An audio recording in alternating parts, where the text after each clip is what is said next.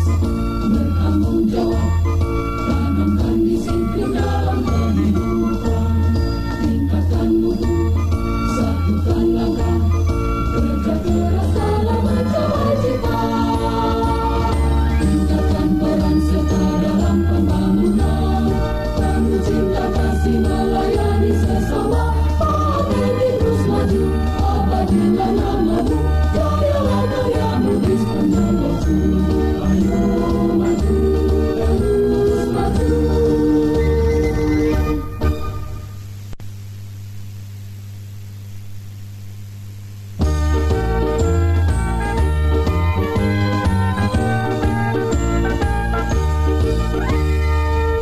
Langkah bersatu padu memahana, bergantung kita menyambut hadir sang surya, bersama bekerja kita melangkah maju, sambutlah hari depan cerah ceria, satukan diri berjuang bahu membahu, bekerja melangkah wujudkan cita mulia, sumbangkan tenaga bagi nusa dan bangsa, masyarakat hidup sehat sentosa.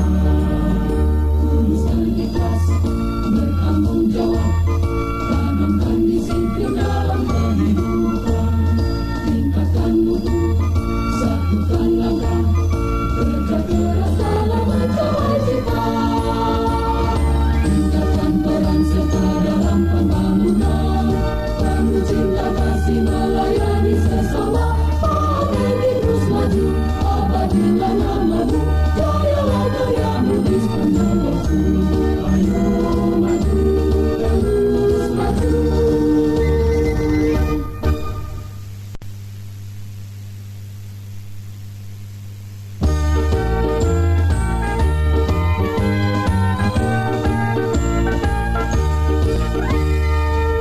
Langkah bersatu padu memahana, bergantung kita menyambut hadir sang surya, bersama bekerja kita melangkah maju, sambutlah hari depan cerah ceria, satukan diri berjuang bahu membahu, bekerja melangkah wujudkan cita mulia, sumbangkan tenaga bagi nusa dan bangsa, masyarakat hidup sehat sentosa.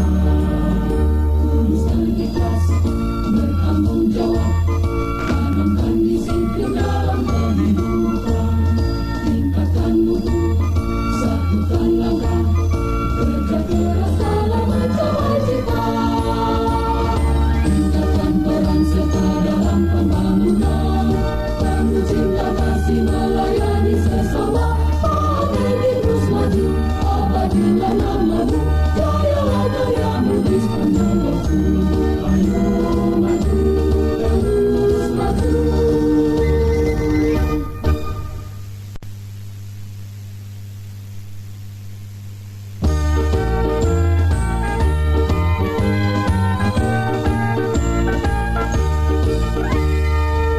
Langkah bersatu padu memahana, bergantung kita menyambut hadir sang surya, bersama bekerja kita melangkah maju, sambutlah hari depan cerah ceria, satukan diri berjuang bahu membahu, bekerja melangkah wujudkan cita mulia, sumbangkan tenaga bagi nusa dan bangsa, masyarakat hidup sehat sentosa. Tulus dan ikhlas.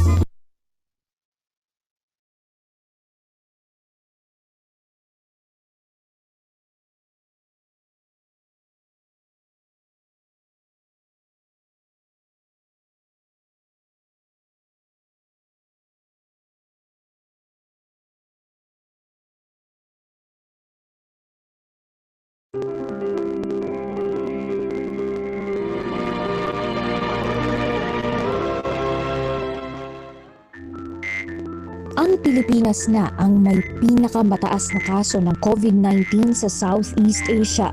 Mabilis ang pagtaas ng bilang kung kaya't mas maaksyon ang eksena sa mga ospital. Bukod sa mga doktor at nurse na nangangalaga sa mga pasyente, mabigat din ang pakikipagbaka ng mga medical technologist, ang ating mga bayani sa loob ng laboratorio. Ang mga medtecs natin, ang siya din nag-examine ng mga iba't ibang body fluids nanggagaling po sa katawan ng tao, mga pas-ihi, mga patuloy, rema, siyempre po ang dugo, no? At saka yan nga pong mga swab specimen para po sa pag-examine ng COVID-19. Sila po ang may pinakamalaking risk pagdating po sa exposure, hindi lang naman ang pagharap sa mga pasyenteng posibleng may virus, kung hindi ang mga medtecs mismo, kami mismo mga medtech, ang humaharap sa virus. No? So, face-to-face po yan, kung tutusin, virus versus medtech. Bukod sa mabigat na pressure sa trabaho, dagdag pa sa hirap ng mga health workers ang nararanasang diskriminasyon mula sa mga taong kanilang pinaglilingkuran. Marami sa ating mga health professionals, sasama ng mga medtech, ay pinagdidirihan ng ibang tao. Marami po sa kanila ay ayaw patuloyin sa kanilang tinutuluyang mga apartment o subdivision. At meron din po na hindi pinapayagang pumasok sa iba't ibang establishment. Ang mga frontliners po, kasama na po ang mga medical technologies, ay siya po natin kakampi. Ang ating pong kaaway dito ay ang COVID-19 virus. Buwis buhay man ang napiling propesyon, walang pinagsisisihan si Philippine Association of Medical Technologists o PAMET President Ronnie sa kanyang trabaho. Naniniwala ako na isa ito sa mabilisa at magandang paraan upang makatulong sa ating mga kababayan at upang magamit din natin ang ating mga kaalaman tungkol sa siyensya. Kaya with or without COVID-19, I will be forever medical technologist. Para kay Ronnie, ang pagsubok na ito sa buong mundo ay nagbigay rin ng pagkakataon upang ating mapagnilayan ang mga bagay na tunay na mahalaga sa buhay. Na-realize natin na life is so short. Napakaigli talaga ng buhay. Sa isang iglap ay pwede mawala ang lahat. At siguro mahalaga rin na ma-realize natin na ang lahat ng meron man tayo sa mundo ay nabibila sa Diyos. At the end of the day, masasabi natin na only the essentials matter most. Una-una is our faith. Hindi dapat mawala ang ating paniniwala at pananalig sa Diyos. Pangalawa na masasabi kong essential ay ang ating pamilya at mga kaibigan. At syempre, realization din na hindi tayo dapat magbabaya sa ating kalusugan at sa ating kaligtasan. So, let's all fight this COVID-19 together. Malalagpasan natin.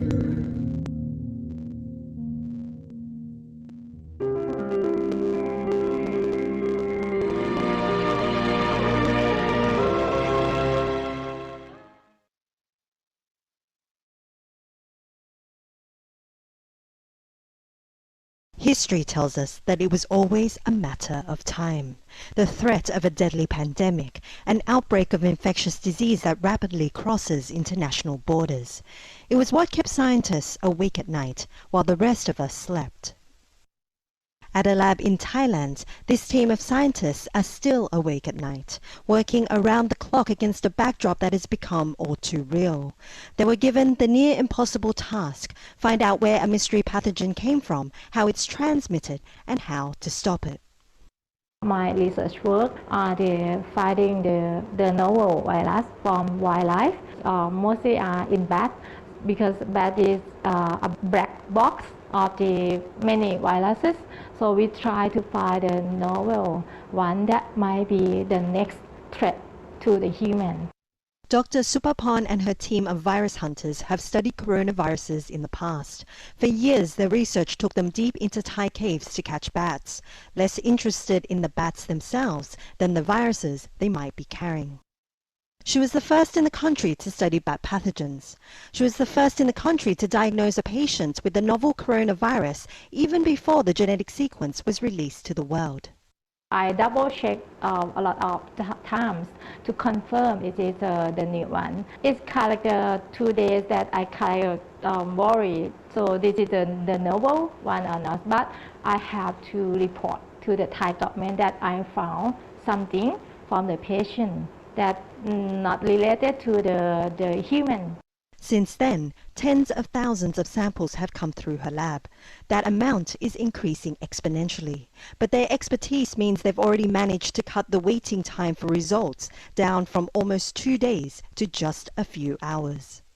Research and development at labs just like this around the world enable scientists, researchers, healthcare professionals to coordinate and align efforts to develop tools to contain this outbreak. It is a race against time to stay ahead of this new pathogen that now has a foothold in every continent except Antarctica. The speed of the spreading is quite very fast compared to SARS, and so I think it could not be at the SARS. That's just only one outbreak and then gone. And then after we have the vaccine, we have the herd immunity in the community, so we can live with them more safely. As the global alert level rises to its highest, it's hard to imagine how this story will end. Good news is that research capabilities, technology and real-time clinical knowledge means the world has some weapons to wield. And this team of soldiers in Thailand are fighting their biggest war yet against an enemy that is virtually invisible. Dusita Saogyao, CGTN, Bangkok, Thailand.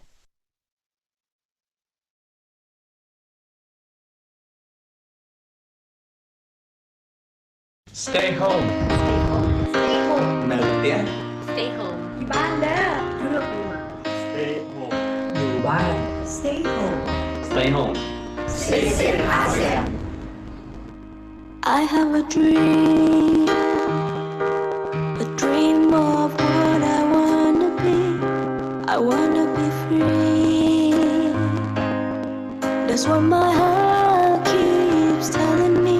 Give me your hand, we'll find a way. There are people out there that feel the same, and if we help each other, I just know we can succeed.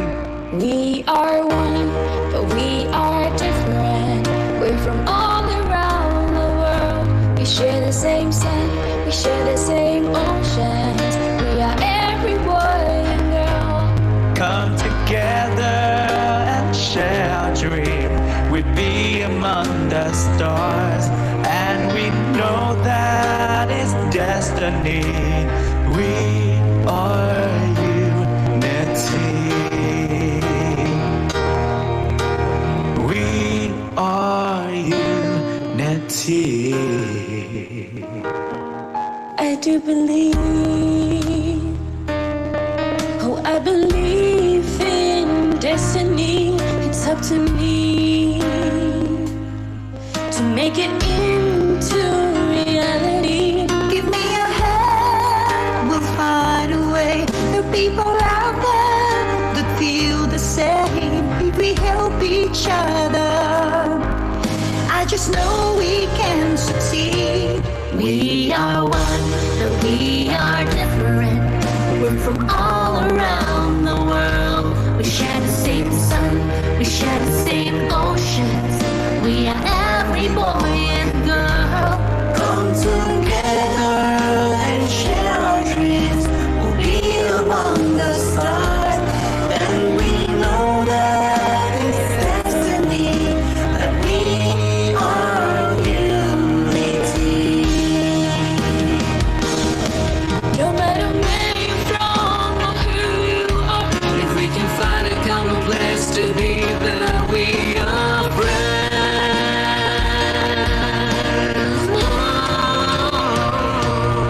we are one, but we are different.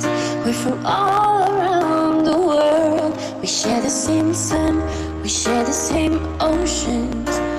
Ooh. We are one, but we are different. We're from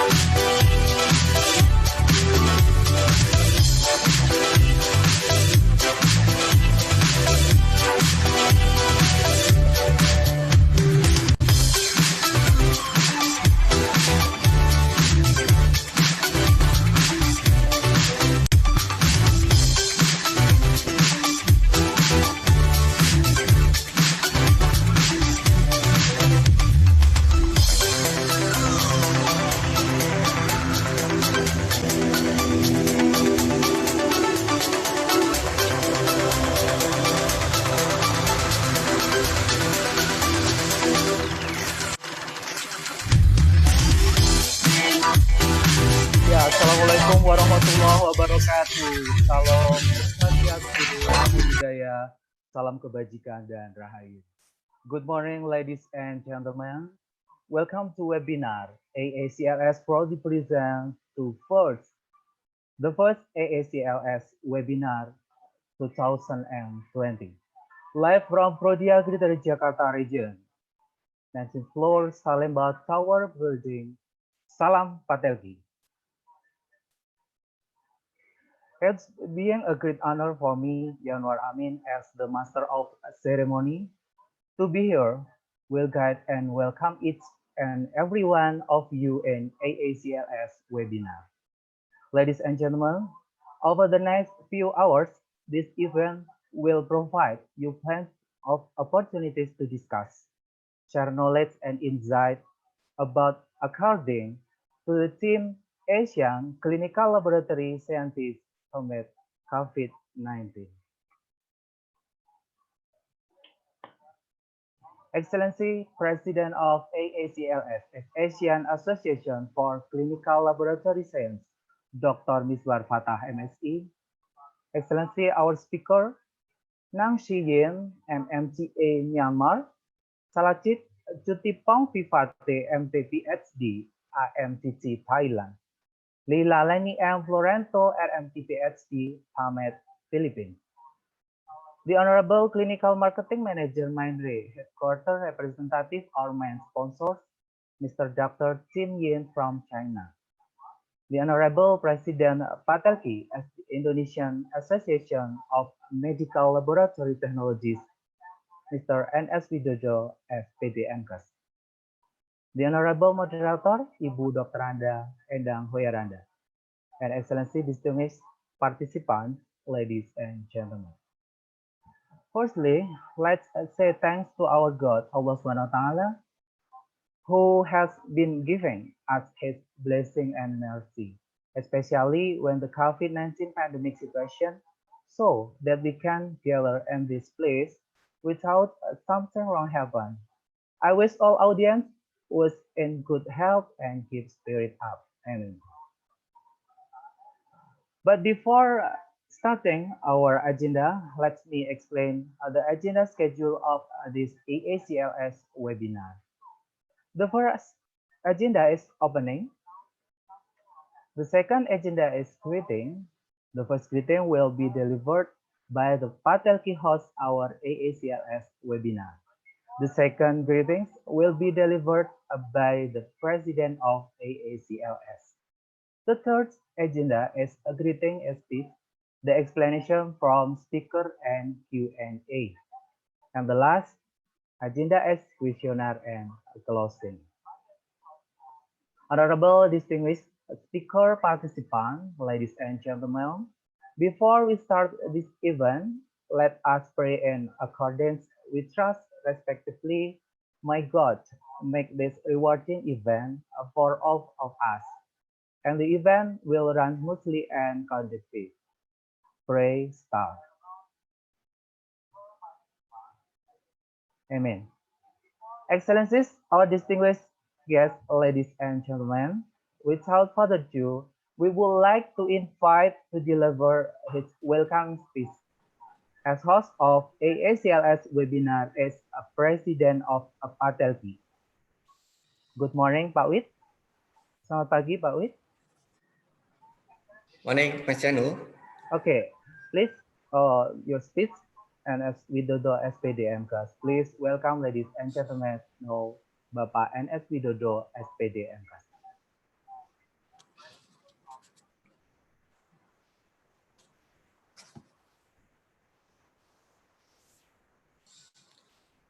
Good morning, ladies and gentlemen, all medical laboratory technologies and medical laboratory scientists, wherever you are.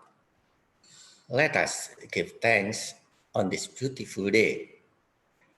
We are still given life, we are still breathe fresh air, and we are still given health in the era of the pandemic corona.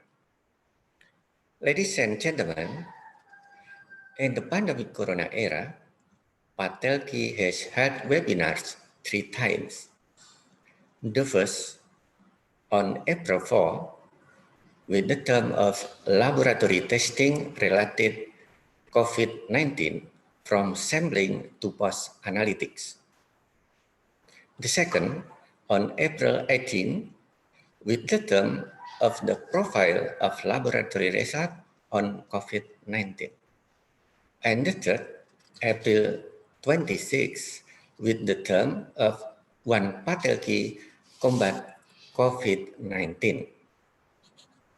And today is an extraordinary moment. Patelki initiated the Asean Association Clinical Laboratory Science AACLS Webinar. This moment for medical laboratory scientists and medical laboratory technologists in ASEAN countries. This is one of the Patelki programs to contribute fight against COVID-19 in the world. By inviting medical laboratory technologists and medical laboratory scientists, not only from Indonesia, but also from countries that are members of the AACLS, from Philippines, Thailand, Myanmar, Singapore, Malaysia, and Brunei. We are all united against COVID-19. We are all one against COVID-19. We are one to combat coronavirus. Ladies and gentlemen, an honor for Patelki today was able to present great figures, extraordinary laboratory practitioners, Laila Lani Florento from PAMED, Philippines, Ning Suyin from MMTA, Myanmar, Salaktit Kutipong Sifat from AMTT, Thailand. Thank you for your support in this webinar. And of course, the speaker we are proud of Patelki from Indonesia, Miswar Fatah, the president of the AACLS. The speaker will share knowledge. They will share information related to handling COVID-19 in their respective countries. We hope that after Patelki becomes a pioneer post-webinar, you will be motivated to become the next webinar organizer for AACLS. Maybe Malaysia, or Thailand, or Myanmar, or PAMED, Philippines. Are you ready? It's okay, Patelki will support you. Ladies and gentlemen, this webinar is more complete with an extraordinary moderator, special person in the history of Patelki, Mrs. Endang Huyaranda. Thank you for your support.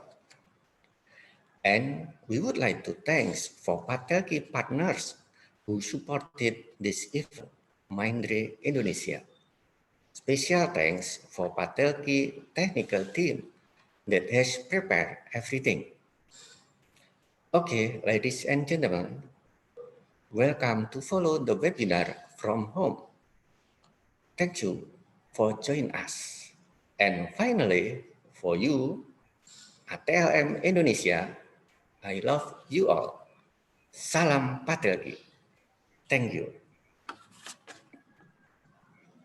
Thank you for Bapak NS Widodo SPDMKes for the welcoming speech. It is now my deep pleasure to introduce the President of AACLS, His Excellency Dr. Miswar Fatah, MSc, to deliver a speech. And afterward, we would like to request the President of AACLS to officially open AACLS webinar. Ladies and gentlemen, this is the President of AACLS. Please welcome. Thank you, Pak Yanuar. Good morning, all Asian clinical laboratory scientists around the world. The first time we meet after the 7th ASEAN Conference of Clinical Laboratory Science in Bali. at April 2018 in Golden Tulip Hotel. At the moment, all members of ASEAN's clinical laboratory scientists joining at this meeting include from Malaysia, MIMS, from Patelki, Indonesia, from ANPT from Thailand, and from Singapore, SAMS, and from Filipina, PAMET, and from Brunei, BAMS, and Myanmar, MMTA, and from Cambodia, AMTC. Thank you for Patelki Presidents to become host for the first AACLS webinar. And thank you for Ibu Endang to become a moderator today. A long time not see. And all speakers joined today, Dr. Leila Florento in United States now, United States, and Dr. Salakit from Chiang Mai, and Nang from Myanmar. And thank you too from Mindray, Indonesia to support us for this webinar and all committed to success this event. AACLS webinar will continue every 2 weeks, and next host will be Malaysia, will be host the second webinar, and followed by PAMET Philippines for the third webinar. I opening this webinar and say enjoy for this webinar. Thank you. Salam Patelki. Thank you for Dr. Miswar Fatah MSE for the speech and officially open AACLS webinar. Excellencies, ladies and gentlemen, now we come to our main program, scientific session, who will be led by our moderator, Ibu Dr. Anda Endang Hoyaranda. Good morning, ma'am. Selamat pagi, Bu Endang.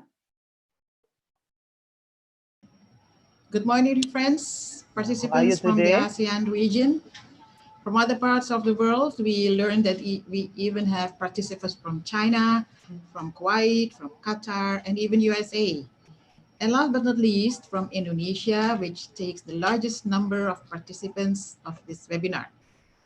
Welcome to this webinar, firstly held by the AACLS and hosted for the first time by Patelki, supported by Mindray. The COVID-19 pandemic has changed the world entirely, including the way we are communicating.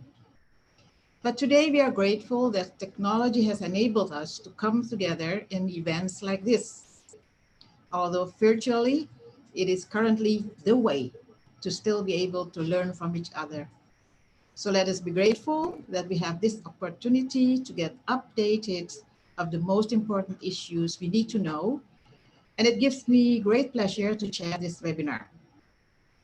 Today, we will have 5 speakers with us to cover several aspects of laboratory medicine in the COVID-19 pandemic, highlighting issues in the ASEAN region.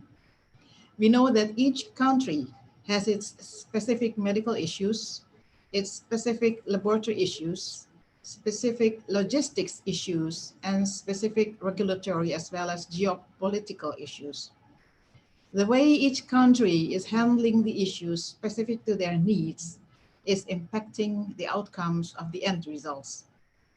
Today, we will learn how medical laboratory science in several ASEAN countries are handled. And as first topic, we will hear from Ms. Nang Shui Yin on the current situation of laboratory testing related to COVID-19 in Myanmar. Ms. Nang is currently a business director in Myanmar. She was educated in Myanmar and Singapore in the field of zoology and microbiology, and has numerous years of experience in the medical science field. And at the National Association of Myanmar, she holds the post of Foreign Relation of MMTA. Let us start, Ms. Nang. The time is yours.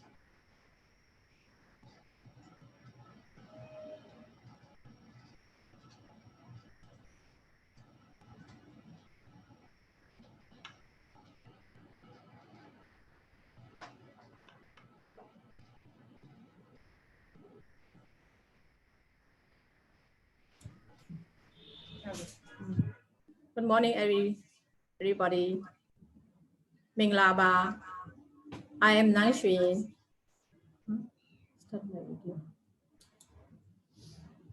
Yes. Good morning, everybody. Ming La Ba. I am Nang Xuyen from Myanmar. I'm a foreign relations.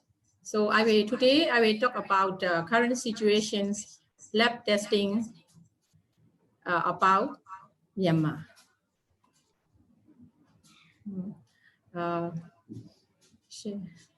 Let me share my slides.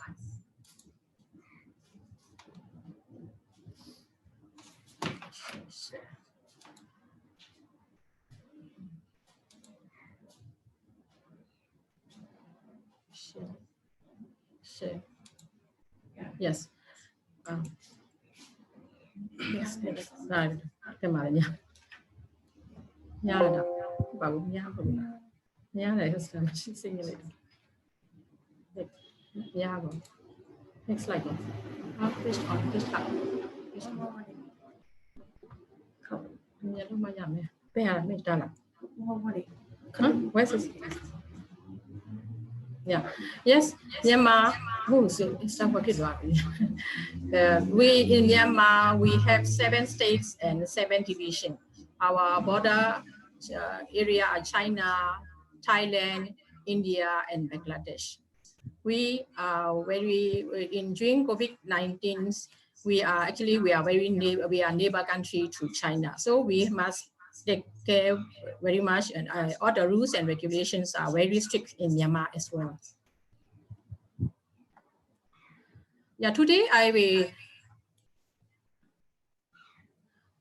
will include my topics when we preview techniques using in Myanmar, and number of hospitals tested for SARS-CoV-2, and results of findings in Myanmar, and how is our association, Myanmar Medical Technologies Association, involvement in this during the COVID-19.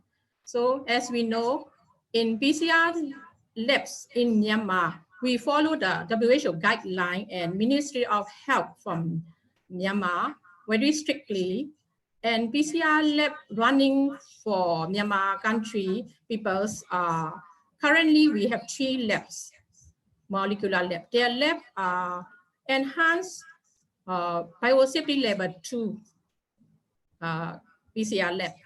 Starting with the National Health Lab, followed by Medical Research Yangon, and 1,000 bedded number 2 military hospitals also involved in the PCR lab testing of the COVID-19.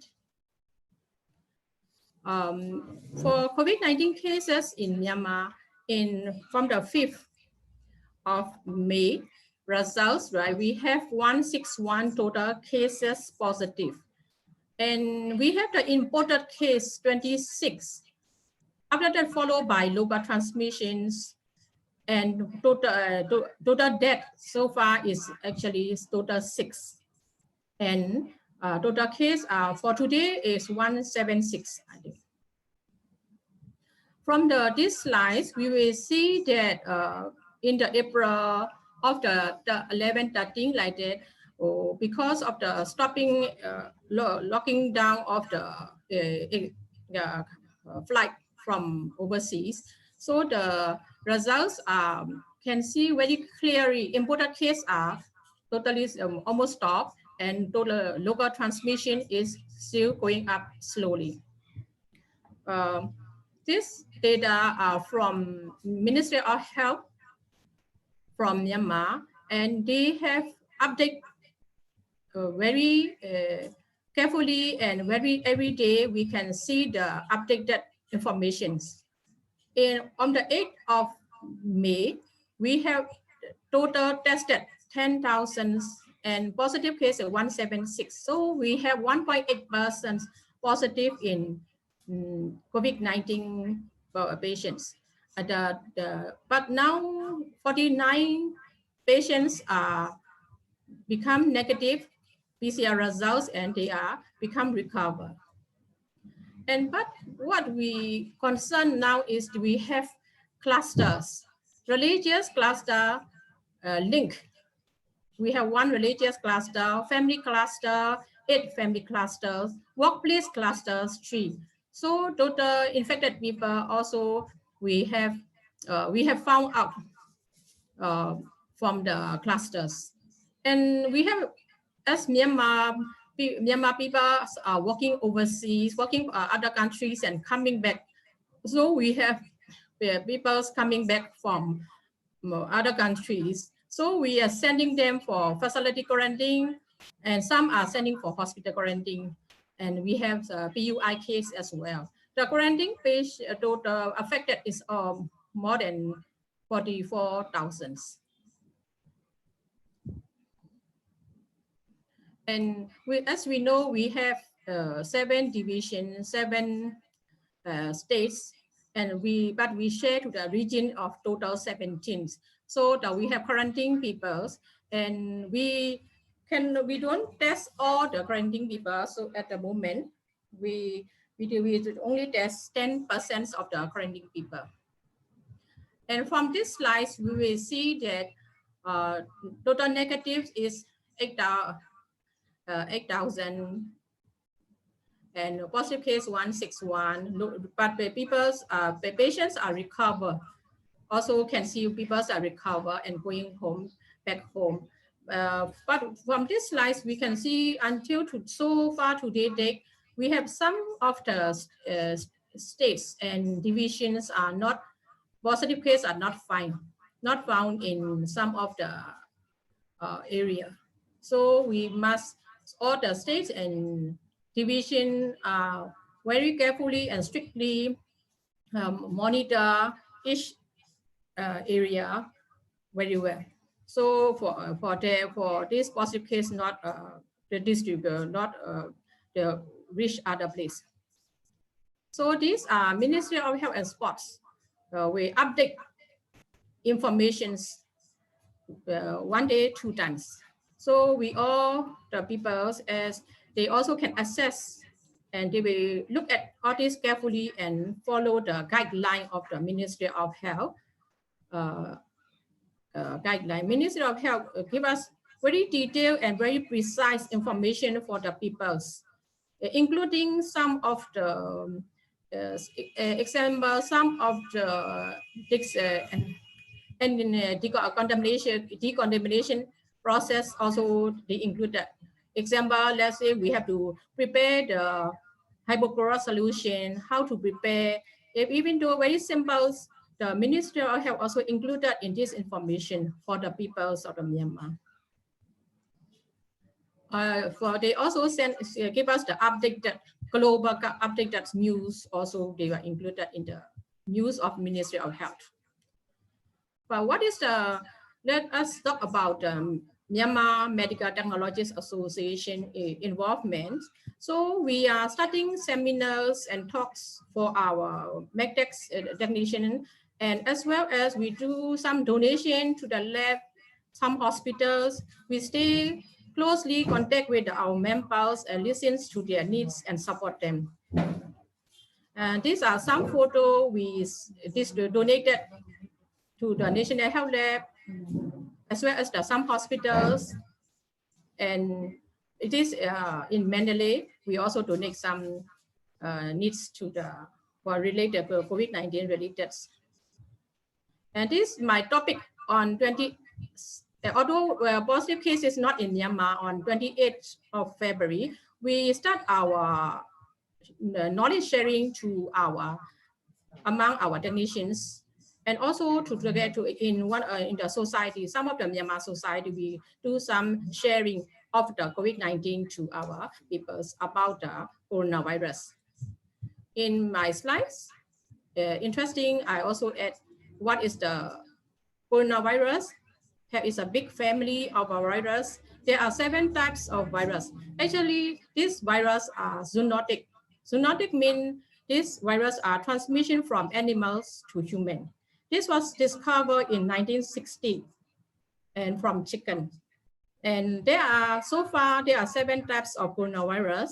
As we know, SARS, CoV, MERS, CoV, And after that, we have some more mild, some are not so severe coronavirus. And then finally, we have found out 2019 novel coronavirus, and WHO has named it COVID-19, coronavirus disease 19. So very important for this COVID-19, there is the key factors of outbreak is very important for all of us. So direct transmission is the inhalation of the air close to the patients. Contact transmission is the person, when the person touch or contaminated objects, then this one can transmit it to the people via membranes of the mouth, nose, and eyes. And also very important is the aerosol transmission, the droplets. The droplets can move around in the air to the infected person. So these are some of my sharing in our presentation. So we cannot stop just doing all this but without learning. So we also learned the WHO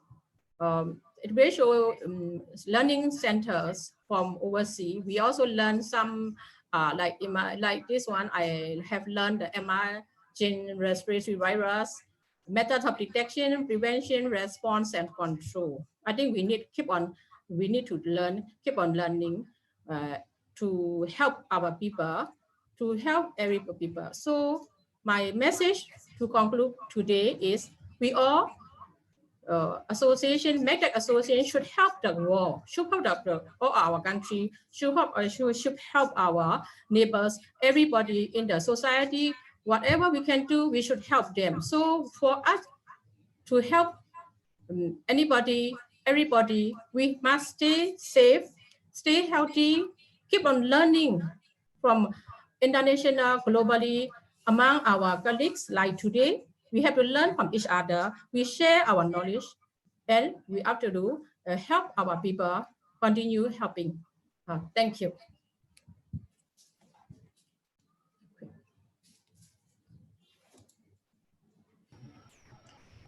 Thank you, Ms. Nang. That was a very informative lecture you presented. We will have several minutes for Q&A. There are several questions coming in, but due to the limited time, the committee has selected just limited questions to be asked to the speaker.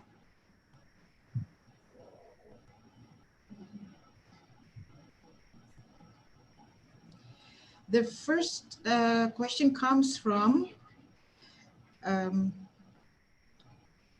we will not know who's asking this question, but the question is, yes, how does the government policies relate to the protection of health workers who handle COVID in Myanmar?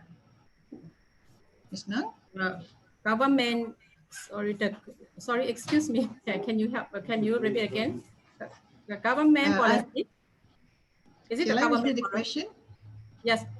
Yes. The question is, how does your government policies relate to the protection of health workers who handle COVID in Myanmar? I think the question is actually on how protected the medical laboratory scientists are related to the policies your government has. Are they well equipped? Are they having all the safety devices they need? Yes. Yes, we have fully equipped supportive like PPE. Government have sent all the complete protection for the technician, for the healthcare workers. They distribute all the requirement for PPE to each and every of the hospitals. Even like I say, 7 states and 7 divisions, even to the very small hospitals, they sent through the states and division to reach the healthcare workers. They have sent from even they have prepared before we have the positive case. They have sent very well. They also share with us how they distribute to each and every of the hospitals. Thank you, Ms. Na. Yes. The second question comes from Indonesia, and I need to translate this. I'm happy this doesn't come from Myanmar, because then I would not be able to translate it. Yeah. Well, the question is like this. Everywhere in the world, we hear that medical staffs are exposed and fatalities occur elsewhere. How is the situation in Myanmar? Are the medical staffs, especially the medical scientists, exposed intensely to COVID-19? And do you have casualties?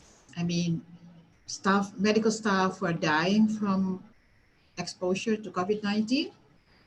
Yes, the medical staff handling the patients from taking samples and doing the case, from my point of view, I compare with, let's say like Italy, we also see from the internet. Actually, Myanmar has equipped very well, like from the PPE, from the glove, from the goggles, from all the PPEs, they have enough, and then they have distributed, and people medical. For me, I reached to the technician who taking the swabs. They have full PPE for even in I even called to the very technician very far from the small village. They have PPE, full equipped, and they have the training very well before they take the samples. After they take the samples, they also stay separate. They will not go home under about 14 days. They also will stay separate. They will not go home. They have the facility. What I saw is Myanmar have quite well equipped for the COVID-19 diagnosis from the labs, swabs and taking like. So I understand you don't have any casualties, no one died from exposure to COVID-19, since you only have 6 casualties totally in the whole country. Yes, totally. We hear anywhere in the world that actually the medical staff who are dying, some have actually been neglecting the procedure of wearing off their PPE. Yes. Not when they were working, but when they were taking off their PPE. And that is a very, very sad situation. Yes. Elsewhere in the world, we have medical staff dying from COVID-19 exposure. So it's good that you don't have it. Yes. Those are the questions for, do we have another question? Yeah, okay. This is a question from the Philippines. The question is like this: how do we cope with this kind of situation when we are not sure from where the infectious agent comes through a person infected? So the question is, if we don't know who is infectious and who are we exposed to, whether they are infected or not, how do we cope with this situation? Yes, so far, like we all know, the COVID-19 can be transmitted during the asymptomatic. So actually, 100% we can't protect each and everybody. But government also, together with the WHO guideline, they have sent information to the society, to the peoples, to protect themselves when they go. Don't go to stay home. Don't go to the crowd. If you go to a crowd, you have to use the mask. you have to use a mask, use properly the mask. How is the mask using, the way of mask using, the way of you coughing, when every knowledge actually is more important than knowledge, how to protect each and everybody. So if, as long as the people, each and every of the people, if they understand well how to protect when they go around the area, which we don't know who is infected, because like asymptomatic. So I think majority of people are now knowing how to protect themselves to go to the society. So because we can't protect 100% because we don't know, asymptomatic can be the carrier to infect each other. So we have to protect by using proper cover like mask, wash hand very frequently, throw the mask in proper bin, and social distancing also very strictly government has imposed each and every of the country. Thank you. Now, the next question is, I think also from the Philippines. The question is, how do you flatten the curve in your country? Sorry, flatten? Yes. How does Myanmar make the curve of the ones who are infected not escalating, but flattening? To be flattening this one, maybe I can't answer. Yeah, I cannot answer to what my knowledge. To go flattening is very important. Is the how to call it, the society, each and every state, each and every house, each and every body follow the guideline very strictly, because we have to increase the awareness. We have to increase the awareness, as well as we have to impose the very strict, and we have to follow. And I think this one need more from the government implement to follow the what is rules and regulation are follow or not follow. Like Singapore is very strict to find people. Now government also in Myanmar, they also doing this way. They find some people. So otherwise people will not follow. They are still very do it lightly. So now need to do more strict and like more like example like Singapore. So we have to find more. So people are afraid of the flying. So this one need to do more. Yeah. I think that's every country's problem. Yes. People are still going out. People are still having events, but we're happy that numbers are declining. Yes. Well, we have still several questions, but still all the unanswered questions will be answered by Ms. Nang through the Patelki website. Okay. Thank you, Ms. Nang, for being very thorough in giving the answers to the questions.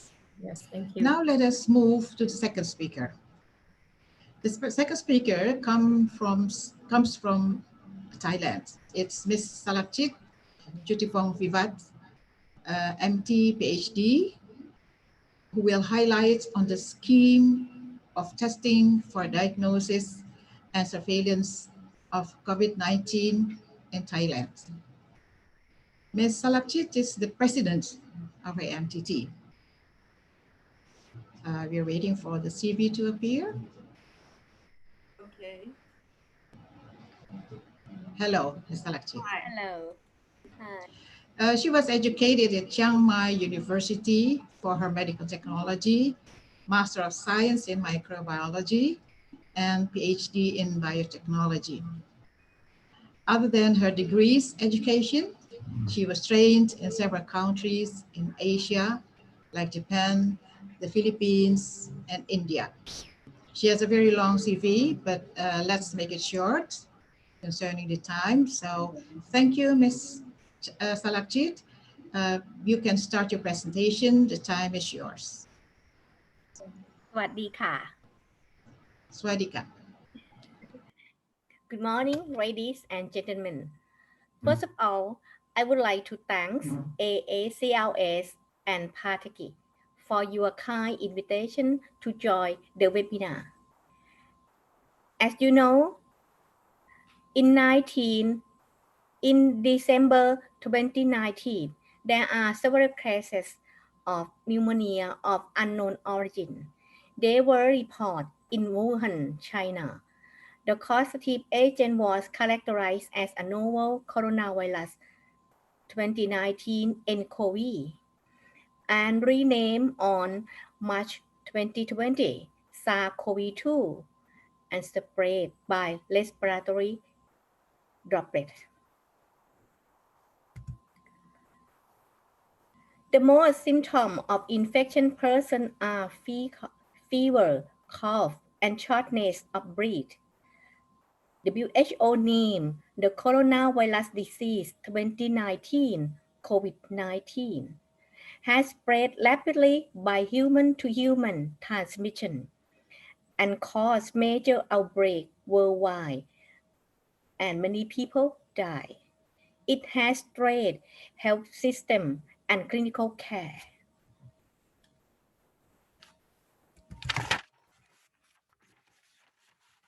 You can see from the slide. The website report total confirmed case of COVID-19 on 7th May. Global around 4 million were infected. More than 263,000 died. COVID-19 spread worldwide in 187 countries. In Thailand, around 3,000 were confirmed with case and 55 dead. That alert Thai government to respond to COVID-19 crisis. What do we do? The Thai government established Management Center for combating COVID-19. We set Emergency Operation Center EOC. The director of the center is the Prime Minister of Thailand. The EOC has defined 5 strategies to combat COVID-19. Strategy 1. We focus on detection, testing, tracking, and control. For testing, we have established 2 national reference laboratories, Department of Medical Science, Ministry of Public Health, and Faculty of Medicine, Chulalongkorn University. For detection, we set the program One Lab, One Province program. It means every city around Thailand, we have the laboratory for COVID-19 testing.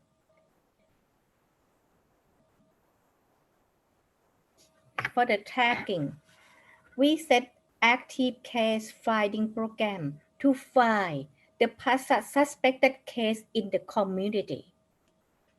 The last one, we set the control as the quarantine program. We establish quarantine program. The person who work in the state quarantine is public health officer, and the local quarantine local quarantine is public health volunteer. The second tool is a public service. Take care of people, especially the poor, including medical public health officer. Public health, now we talk about some project about such as the public compensation for helping the cost of living 5,000 baht per month per person.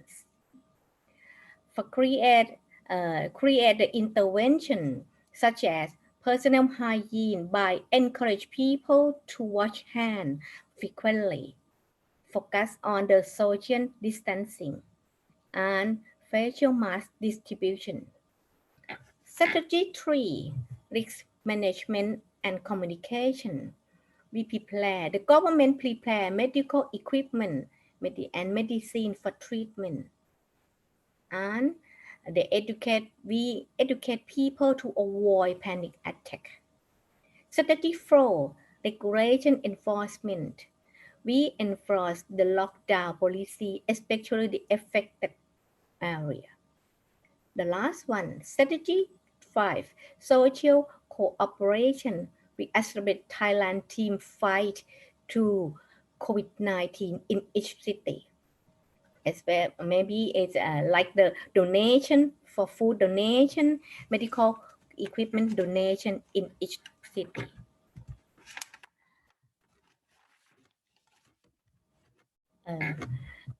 Let me show you about the surveillance system in Thailand. We have the criteria. For the testing of COVID-19.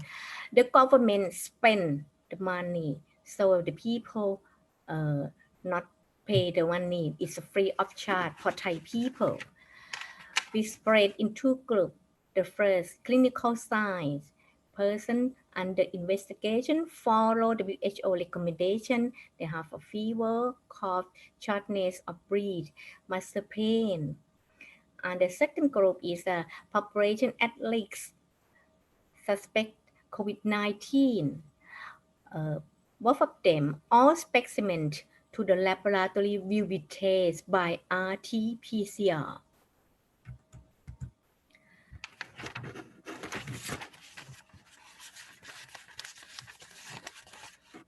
For the laboratory diagnosis, the suspect case and the PUI, we use the RT-PCR testing as reference standard. The next one, in Thailand, RT-PCR target gene, we use ORF1b and N gene. Follow the WHO recommendation that they use NES and RDRP gene. For the serology testing is not implemented for this moment. For turnaround time in Thailand for the RT-PCR testing from specimen collection to reporting the result, we spend for 1 day. The laboratory certification the laboratory certified by the government for COVID-19 testing.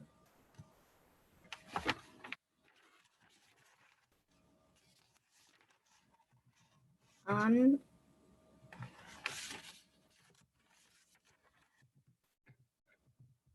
from 25 April to the 1st May, we test, the sample were tested around 200,000 samples. The average target of a government want to have the test is around 5 samples per the population of 1 million. The capacity of Thailand in the whole laboratory around 5 samples per day. It costs $100 per test. The requirement for the laboratory offer COVID-19 testing. If the laboratory offer the COVID-19 must have BSL-2 cabinet and certified by the Department of Medical Science, Ministry of Public Health. Where is the come from the specimen come from? They come from the hospital, come from the field. On the field, we have the mobile sampling vehicle and train medical technology in the field, in the mobile unit. We have the sample protocol, sampling protocol. They keep the social distancing and wear coverall PPE. And for the COVID-19 testing, we have the trained medical technologists in all labs. Let me now we talk about and show you about the training and PPE for field sampling. The PPE cover all for all medical technologists or physicians with face shield, goggle, and N95. And this is the picture for the field practice. You can see a mobile unit, VP plan, and keep physical distancing for patients to wait for the testing. And this is the last picture is the Nasopharyngeal Swap. It's a specimen correction in the field on the mobile unit.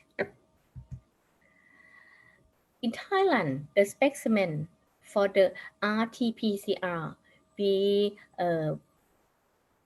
use the nasopharyngeal swab, but the nasopharyngeal swab is invasive process and method, but it is a WHO recommendation. In Thailand, we have the alternative protocol for specimen correction. We use saliva. It is a good practice because it is non-invasive, non-aerosol generate, and cell correction. Survey we use to survey use this method to survey in the communities. We start on May the 1st, and the sensitivity around 84% and specificity 98%. This is a study by the Faculty of Medicine, Mahidol University. That's all that I would like to share with the participants in this webinar. Thank you. Thank you, Ms. Salakchit, for your thorough address you presented. Now, as with the first speaker, we will have 5 minutes for Q&A, which the committee has already selected. The first question is, what kind of gene you are using for the detection of the COVID by PCR? I saw that you have presented this, so perhaps the questioner can look at your presentation later when it is uploaded at the Patelki website. Now, the second question is, what brands of rapid tests are used in ASEAN countries? You mentioned that you are not using any serological test. Mm-hmm. So perhaps this question can be forwarded to all the other participants, whether you have answers to this, whether specificity and sensitivity testings were done by the authorities before they were distributed. This is a question, I think, from Indonesia. Can you answer this, or shall I just move forward?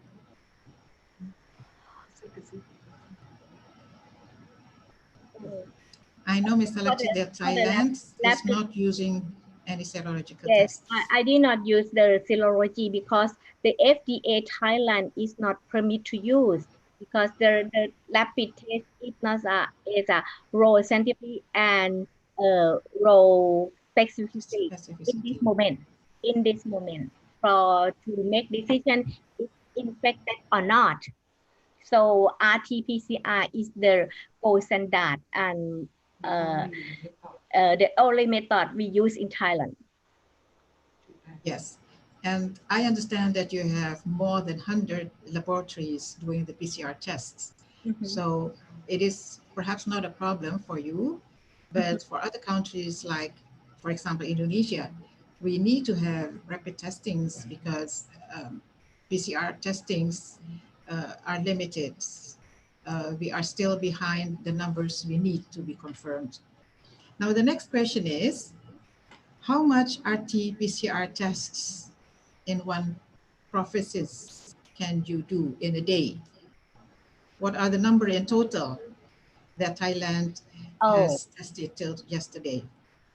Now, we have a capacity around 3,000 samples per day in whole laboratory in every city. Because we have the one lab, one lab, right? One province.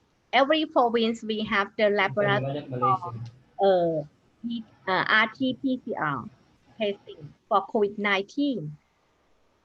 So all of the lab in one day, they can do 5,000. Okay, thank you, Ms. Nang. This is a very interesting question.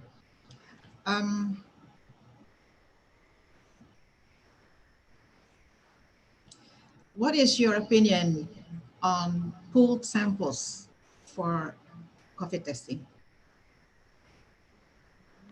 Again? What? You know that some laboratories do pooled sampling for testing, and that means that perhaps 5 or 10 samples are put in one tube, tested as one sample. And then if it comes out positive, then all are tested. But if it comes out negative, none is tested and regarded as negative. What is your opinion on this? Oh, I don't trust in the pool sampling process. You cannot. I think yes, and yes, you cannot. I think it's not good for the procedure to do that, because why do you think it's not good? It's not good. I think it's not good. And in Thailand, we not use the pool sample for the detect COVID-19 or anything about the test. We use the test by test, one by one.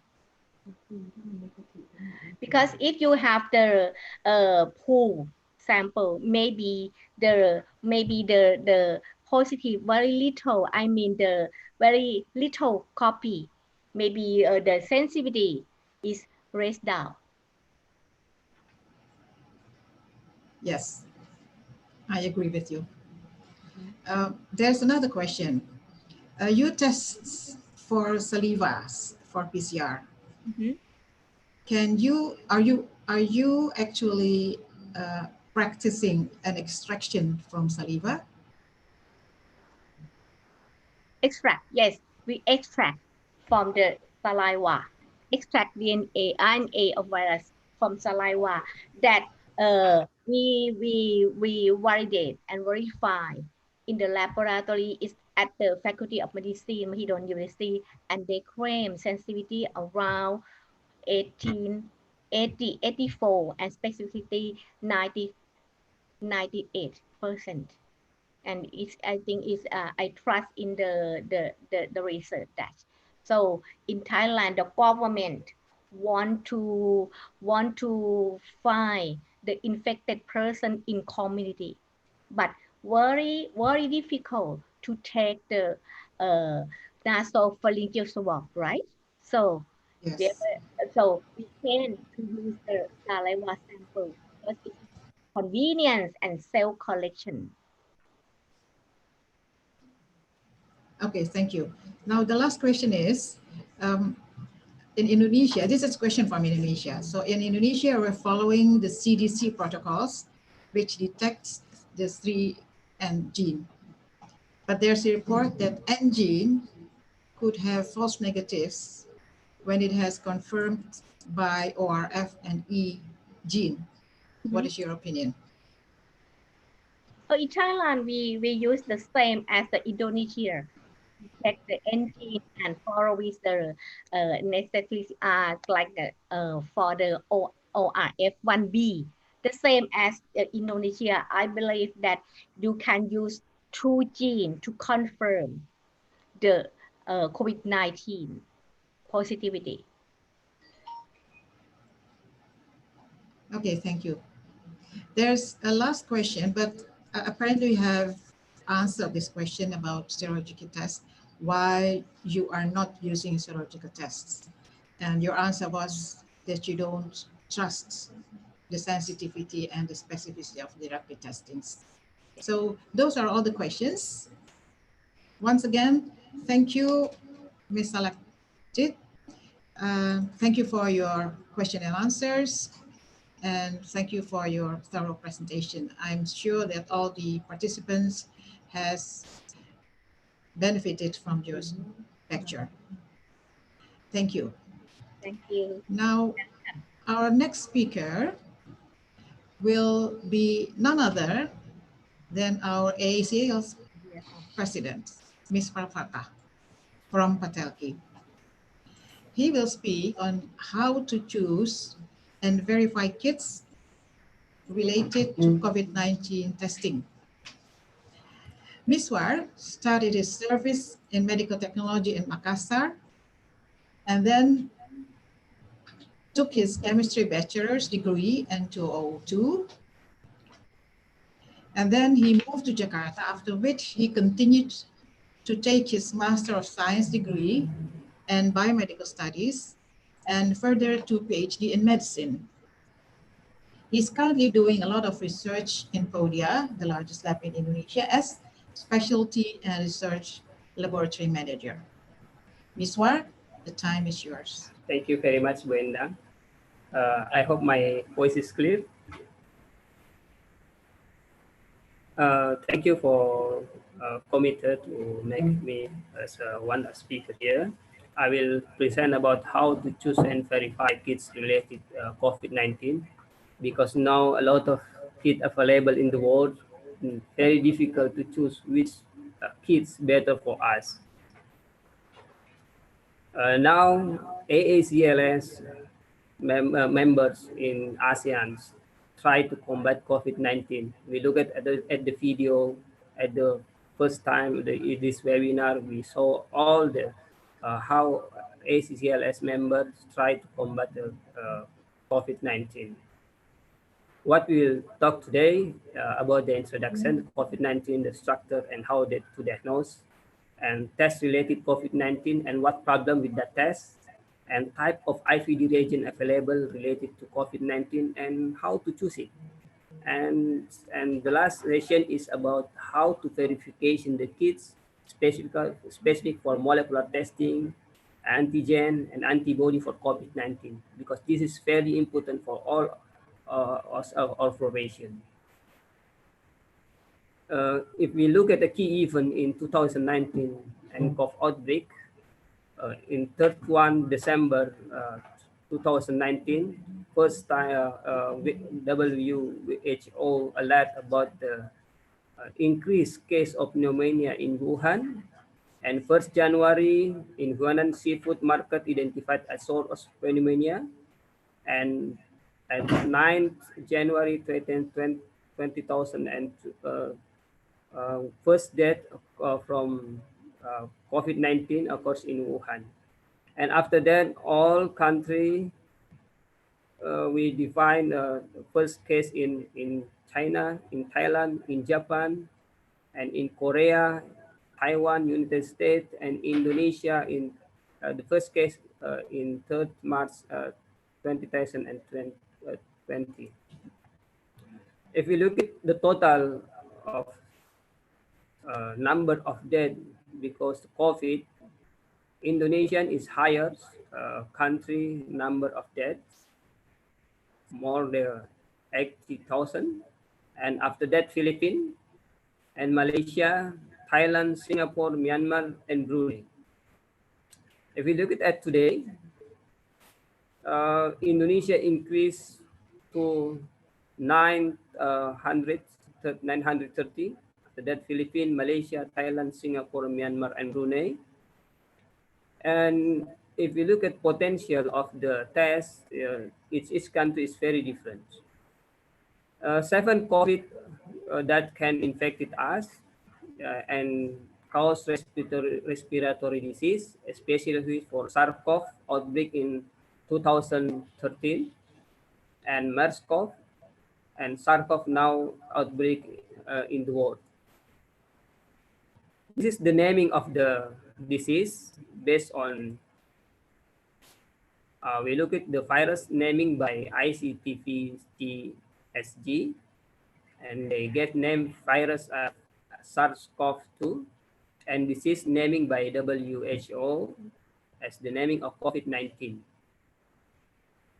This is a structure of the virus because this is very important to know what test we can do with this virus, because this protein and this RNA we can do for testing.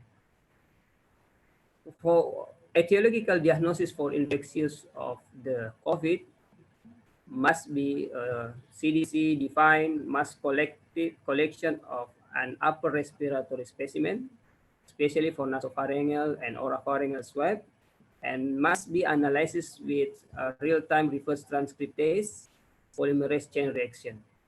With other method, we cannot define as for diagnosis. And we look at the potential total COVID-19 tests around the ASEAN. Malaysia is highest number of tests available now with PCR testing, more than 200,000 tests until now. And after that, we look at the Philippines and Singapore, because Singapore maybe not updated the information at this data, and Indonesia around 100,000 tests until now. After that, Thailand and Myanmar. Brunei, they don't support data here for how much they're testing in their country. And what laboratory tests available for COVID-19?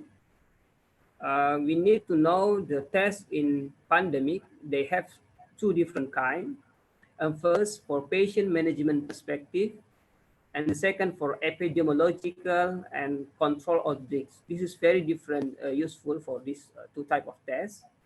For patient management perspective, they need very, very high sensitivity and specificity. And for epidemiology and control outbreak, this test must be available for all the world or make easy to control this disease. This is different type of analyte we can test related COVID. First, to define the nucleic acid of the viral. For RNA, we can target it for RDRP gene or F1 or B gene, N gene, E gene, and S gene. And the second, we can test about the antigen. Antigen, we can test in N protein or S protein. We can utilize for ELISA immunochromatography method. Or we can use antibody testing targeted for IgM, IgG, and IgA method with ELISA, immunochromatography, or chemiluminescence. And for host response, we can measure CBC and CRP, D-dimer, SGOT, albumin, LDH, and other tests to know how the patient responds to the viral. And the other testing is potential susceptibility, so we know what patient can be more susceptible with this disease or more severe based on their host gene. We can measure S2 gene, TMPRSS2 gene, or HLA gene. We can use a genotyping microarray, real-time PCR, Sanger sequencing, or NGS. This is a lot of kind of tests we can do in related COVID-19. In outbreak or pandemic, we need very fast to measure the disease, because if we late to measure the disease, so the outbreak will continue and grow by natural. But if we can detect more early, so we can prevent disease more early too. It's why the laboratory testing is very important in pandemic or outbreak. We need to very fast to identify which patient positive COVID-19, which patient not positive. So we can make a quarantine or other government can do for this area. And we know a lot of problem in laboratory testing, issue about a false negative COVID-19 arise, and include this may lead to false sense of security of the community, and a lot of error we can read from a lot of information like this false negative in quick COVID-19 near 50%, false negative very high, assume you have the disease. It's a lot of about trouble in laboratory testing. And we have big impact in Spain because they buy a lot of kit rapid coronavirus testing. They say this don't work. Yeah. And another problem in the pandemic area is shortage of reagent. Include high skill of clinical laboratory scientists can do molecular with high expertise is very limited too. So the shortage of reagent like for VTM, extraction reagent, and collection sample include PCR kit is very limited in the pandemic era. And how this can happen? First, the common problem in diagnostic in a new diagnostic outbreak. First, because unclear mechanism of disease. Because this is new disease, so the mechanism of disease not so clear. And second, diagnostic tools still under development. And because this is very new disease, lack of standardization of sample type. With sample types best for this test.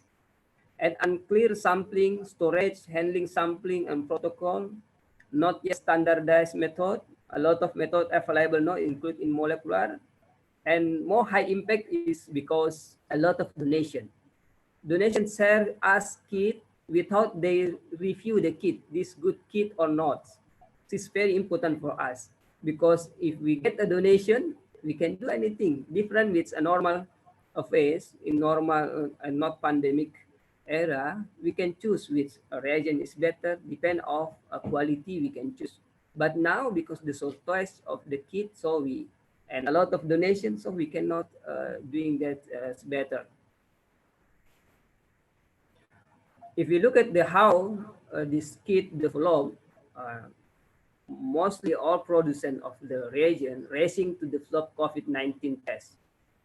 First time the COVID patient, they take tissue, they HA tissue, electron microscope, and viral culture, and detect with NGS, and after that we get sequence. If we have sequence today, so we can do PCR tomorrow.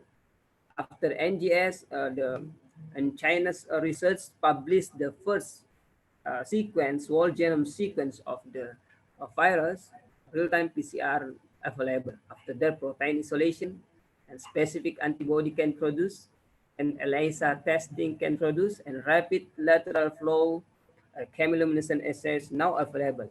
And we know this is only on 2 months, all these tests available in the world. Now, if we look at FIND, one NGO, they compile all of the kit in the world, now available 633 reagent available in the world. And this is not all reagents are listed on this website. In just 3 months, the prediction of new reagent is very much. So some reagent producers are not very well known by clinical laboratory scientists. This is very new kits. This is very new from new company. We don't know this company come from where. It's a lot of new kits. And because a lot of kits, so we need to choose.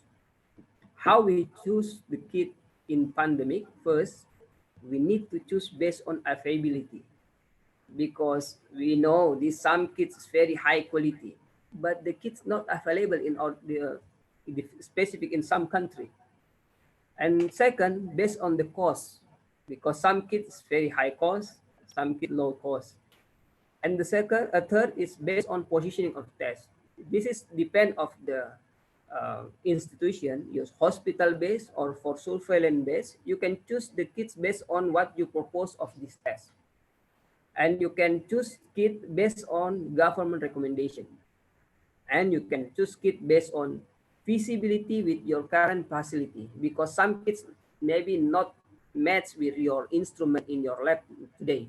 Like for PCR kit, a lot of PCR kit now, but not all PCR machine can read that PCR reagent from another brand. So you need to look at the feasibility of the current facility. And we need to choose the kit based on the best literature or number publication with this kit. And it's better is we can compare some kits in our lab and we verify which better of this kit we can use in our lab. This is ideal. And the first we need to choose based on positioning. If you look at this is just new publication from Journal American Medical Association. We look at the PCR like positive only until week 4. And after that, the PCR testing, the sensitivities become low. So we need to another test for this time. And the antibody will start at around week 2 or week 3. Some of the patient delay, they produce antibody, so they may be late to week 5. And this area between PCR likely positive and antibody detection area is more high challenges, because this is a potential false negative for the patient. And so we need to look at the window which best based on the time with PCR test, or we can use our antibody testing. IFCC already have a guideline about the positioning test. For diagnosis, we need to utilize real-time PCR. So for antibody testing, only for epidemiological and surveillance, not for diagnosis. And for after recovery, maybe we can use antibody, because we know after recovery, mostly real-time PCR or RNA, not more detection. So we need to choose kit based on the position of the what purpose of the test.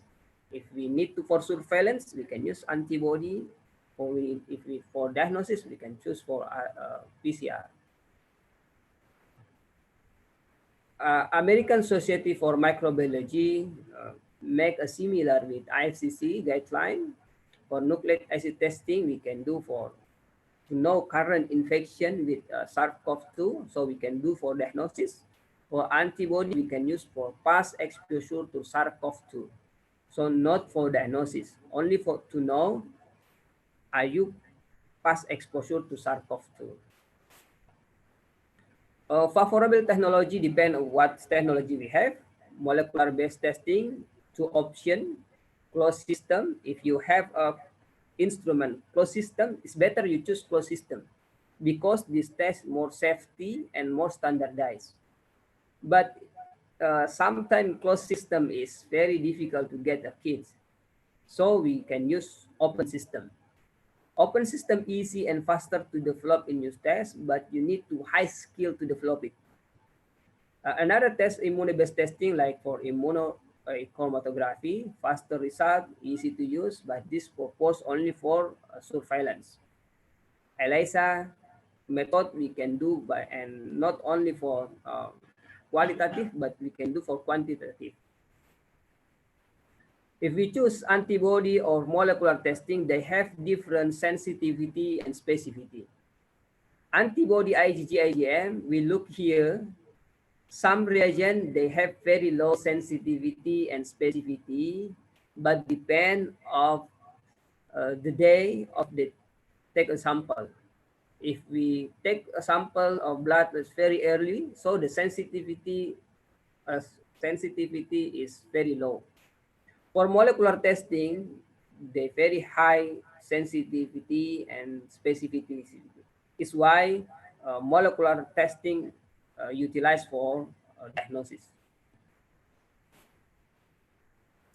And if we have a look at some platform and diagnosis, they have different purpose, and some likely negative, false negative higher, and some false positive higher.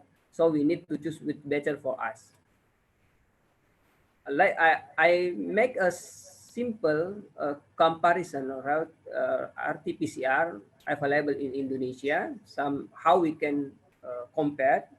It's better if you want to choose kit PCR base, you need to make a list like this. You can make in Excel base.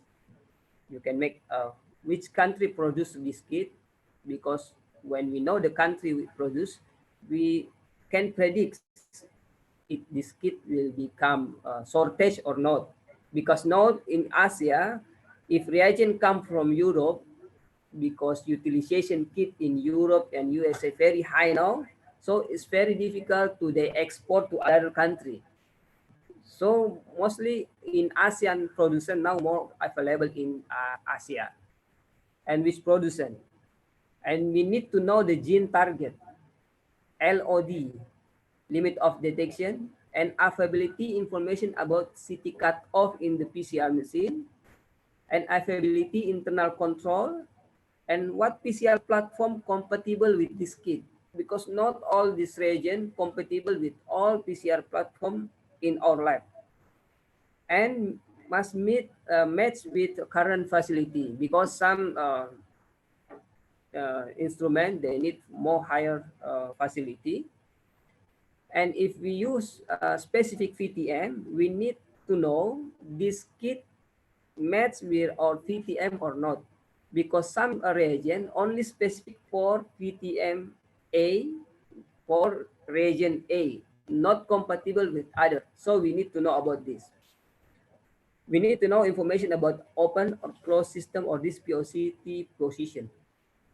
And some kit, one sample for 3 tube tests. So we need to vary labor to running this. And some kit, one patient for 1 tube. So more easy for us. So we need to know this. And we need to know the throughput. If we know how much sample possible in our lab, let's say we have 100 sample per day, so we need more high throughput because PCR machine was mostly 1.5 hours to 2 hours, so we can make a throughput per 2 hours. And how much number of manual steps? If this open system, they do by manual. A lot of if they have a lot of steps, potential variability is high. So we need to choose the less step. And what the regulatory status of the kit? Is research use only, IVD kits, or LDT? And how much number of published with the kit? Because if we know we can compare with in the journal how much this kit published already in the journal. If you look at the PCR, they have a lot of different target. Same with Dr. Salachit information about in Thailand. In Thailand, they use for oil. This is and in this website of the WHO, but different what in presentation of Dr. Salachit. And CDC China use oil 1AB and N. And CDC used to target engine and 1 and 2, previously 3, and include N3, but N3 now excluded in this protocol. And how we choose for target gene, we need to try with in silico. How much with the SARS-CoV-2 and how much with MERS-CoV on others corona. And we can look at how sensitivity of different target. WHO define for first line screening, we can use e-gene. For confirmatory screening, we can use RDRP gene. And for additional, we can use N-gene. If we doing all of this in one time is better. How to choose sample type based on RT-PCR positivity? If we look at the positivity, at the lower respiratory is more higher potential positivity, like for bronchial lavage specimen, 93% possibility to positive. For sputum sample, 72% possibility to positive. Nasal swab, 63, and pharyngeal swab only 32. In guideline from CDC and WHO, they recommend we combine nasal swab and pharyngeal swab. It's better we use bronchial reference specimen, but these samples not very difficult to get for not really patient. For screening, we can use nasal swab and pharyngeal swab because very easy to take the sample. But we must know the positivity is lower comparable other the sample of type. And potential false positive and false negative, we need to understand to choose the kit. First, for false negative, mostly come from inappropriate timings of sampling, collection of sample related to illness onset. And the second, deficiency in sample technique, because this is outbreak. A lot of paramedic or clinical laboratory scientists, if they take the sample, it's very difficult. This is a new knowledge for them. So this sometimes very difficult to get the sample. And false positive, because this is designed by in silico, mostly high specificity, but the occasional false positive can come from the error to technical and reagent contamination. After we choose the kit, how we validate? In normal phase, this is we do. We need to application characteristic, cost per test, type of specimen, turnaround time, workload, operator skill. And for methodological characteristic, we need to know the traceability standard, chemical principle, measurement principle. And for performance characteristic, we need to reportable range, precision, recovery, interference, accuracy. And after this information, we do validation and verification. And what validation we do in normal condition? In precision, in accuracy, sensitivity, reportable range, or reference range. But this is pandemic. In pandemic, it's very different. This is guideline for normal too. Now, I need to inform about a lot of type of kit available in the lab. First, research use only. This kit actually cannot use in normal phase of the lab. But now, because pandemic, higher utility in pandemic. So research use only kit developed to convert to become LDT, laboratory development test. So a three type kit mostly favorable now because the shortage of the kit and very fast of the need very fast test. IVD, emergency use authorization, and laboratory development test. For this test, other for adequate IVD, this is for normal phase. I think not yet available adequate IVD now for COVID-19, and include companion diagnostic IVD not yet available. Some emergency use authorization can give recommendation about the kit because this is pandemic. So mostly government authorization release permit of the kit based on emergency use authorization, and each country they have different name. They have different national regulatory authority to release the guideline, and this guideline is very complicated because we know the information very fast to change, and these guidelines change quickly too. So they very frequent to change. So we need to follow to monitor what guidelines, the newest guideline version. Yeah. I will show about the guideline in Indonesia. The revision 4 times. For PCR, first time version 1 and version 2, they have similar format. For screening, they recommended real-time PCR for gene A and continue with real-time PCR with RDRP and sequencing for confirmation. And after that, version 3, they changed to using engine because I know government laboratory use CDC protocol, so they changed the protocol to engine. And the latest version, 27 March 2020, they changed follow the guideline WHO. So the guideline is very fast to change. So we need to monitor it. And develop new test is not easy. Very hard to develop new test, especially for open system. Not easy to develop a new test. Maybe for not laboratory scientists, they don't know how to develop the test. They only look the results. Oh, this is very easy, only automatic. Yes. And we know all clinical laboratory scientists now under pressure.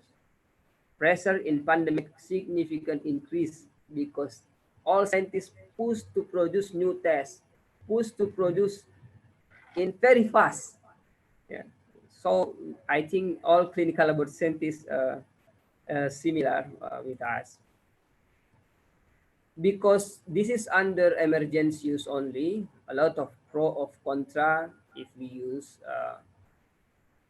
emergency use IVD. Pro about the simplification of the validation methodology because this is pandemic, so all kit must be released more faster, so the validation methodology must be more simple and must be low cost and can fast process of design and developing new kit. And because the very fast, low cost and fast process and rapid implementation of new kits on the market and can be rapid reporting of laboratory results and clinical decision based on laboratory results. We know COVID-19 is clinical decisions very, very dependent of laboratory tests. And the contra is because very fast to develop, so possibility linked to less quality and poor of regulation. And we know recognized manufacturers are developing new tests in stress production scenario because a lot of kit shortage, so some production reagent they need to more faster to develop tests. Manufacturers of unknown quality, we know from Find the X, they make at least a lot of kit. It's very, very new for us. And so the unknown quality. Supply chain is strained, presenting of high risk of shortage or several points. And the more important is the effective of false results in epidemic outbreak has been misestimated. And the quality versus availability of tests is very important in pandemic. Ideally, reliability and consistent QC practice is balanced with fast availability of new tests. But now in pandemic, fast availability is more important. So the reliable and consistent QC become a lower quality. And FDA already released the guideline how we validate in pandemic era. First, for molecular diagnostic, we need to validate limit of detection, clinical evaluation, inclusivity and cross-reactivity, and clinical testing.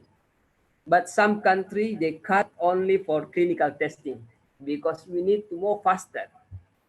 For antigen detection, we need to limit of detection, analytical sensitivity, cross-reactivity, microbiological intervals, and clinical agreement study.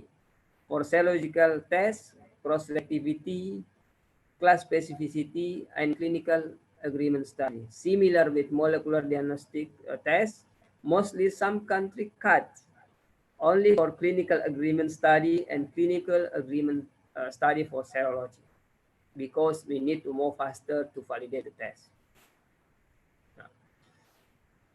I summarize how we validate molecular diagnostic based on FDA. First, for limit of detection, we make a dilution series of 3 replicates per concentration with inactivated viral to confirm final concentration with 20 replicates. And the second, clinical evaluation, minimum 30 positive specimen and 30 negative specimen determined with an authorized assay. And alternatively, because mostly not easy to get 30 positive specimen, like in Myanmar, very limited positive supply patient. So alternatively, we can use a counterfeit clinical specimen by spike concentration in 1 or 2 time LOD, and must be 95% agreement with for positive and 100% for negative specimen. Inclusivity, we can do in silico analysis to know the match of the primer and probe. Cross-reactivity, we can use for flora normal, and we can avoid too with using in silico analysis. For clinical testing, after all validated ready, we running the sample patient. Its first 5 positive and first 5 negative, we need to send our sample to authorized assay. So they can, similar with a simple proficiency testing. Yes. This is look at variability, and we can do in silico, depend of what kit we use. Like this, after we compare, we know which primer in engine they attach, how much match. Like this is Japan's one primer not match, but now the correction from prior version. And like for N3 gene, CC, we look at not very good, so it's why they no change this protocol. And actually more easy protocol to verify the kit based on American Society Microbiology. First step, we need to perform 1 positive and 1 negative control, and no need to determination of limit of detection because the on-label use. And step 2, option 1, verification using commercial synthetic material. Dilution positive material should be 5 high and 5 moderate viral load positive.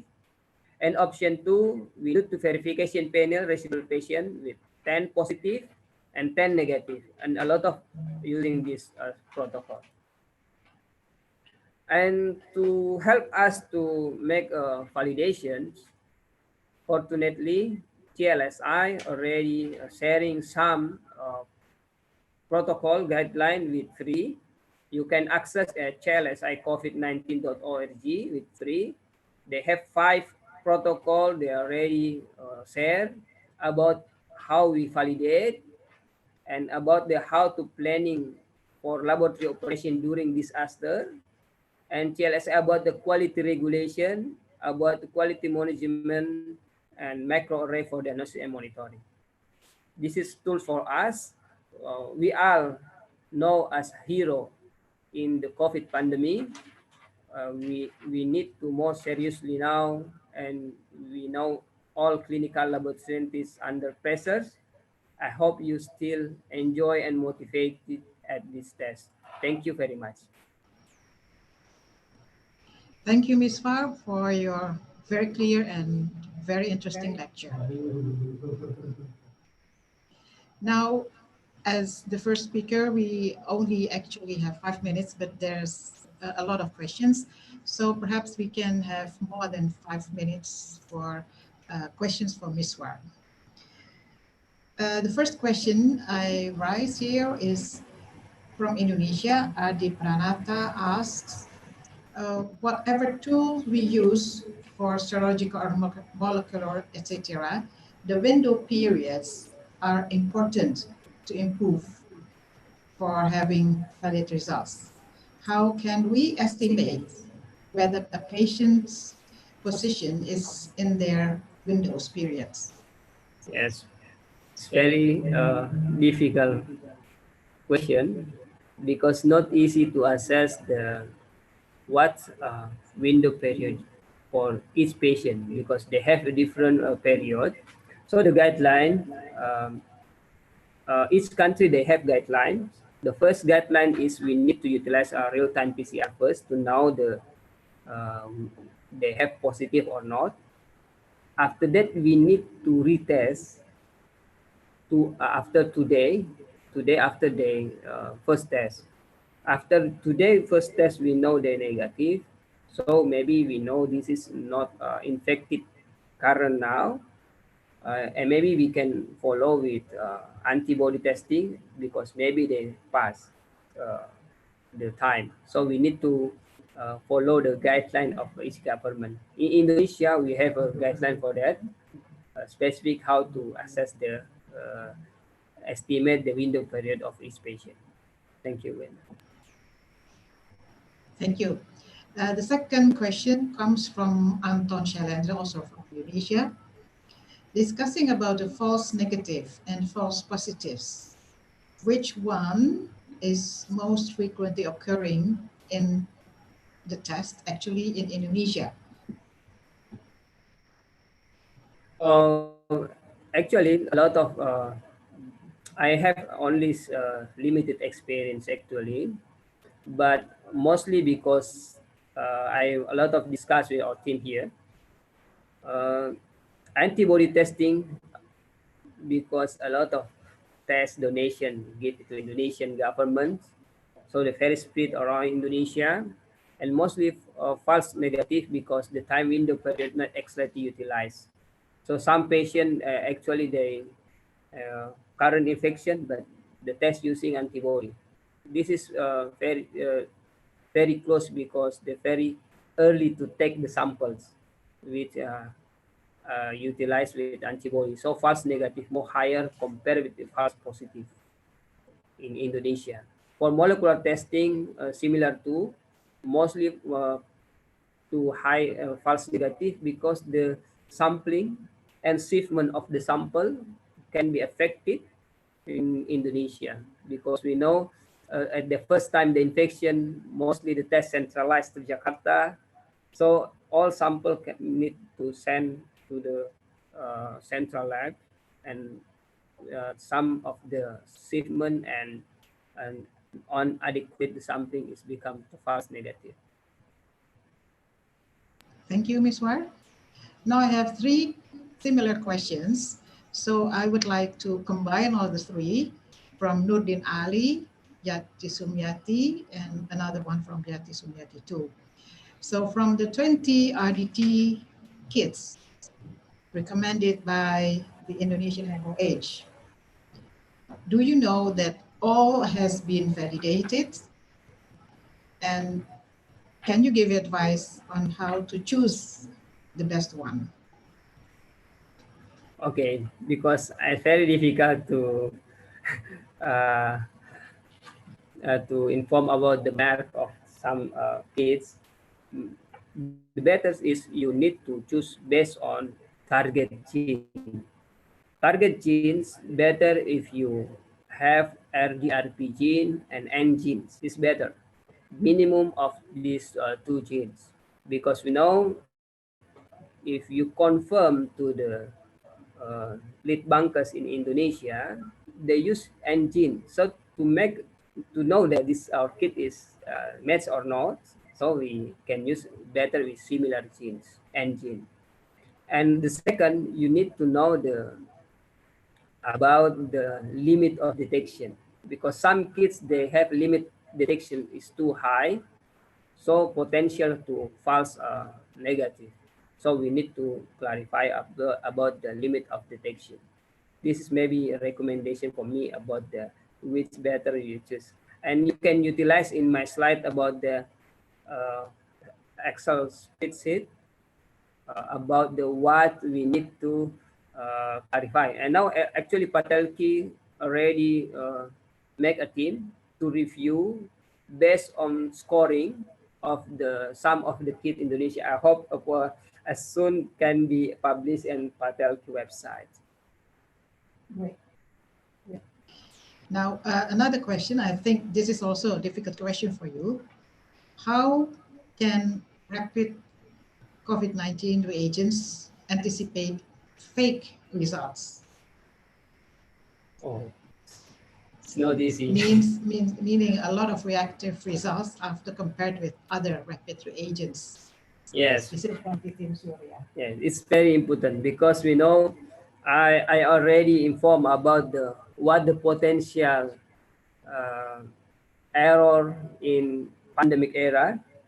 A lot of new kits, a lot of new productions, a lot of donation without a review of the kit. So they have different quality.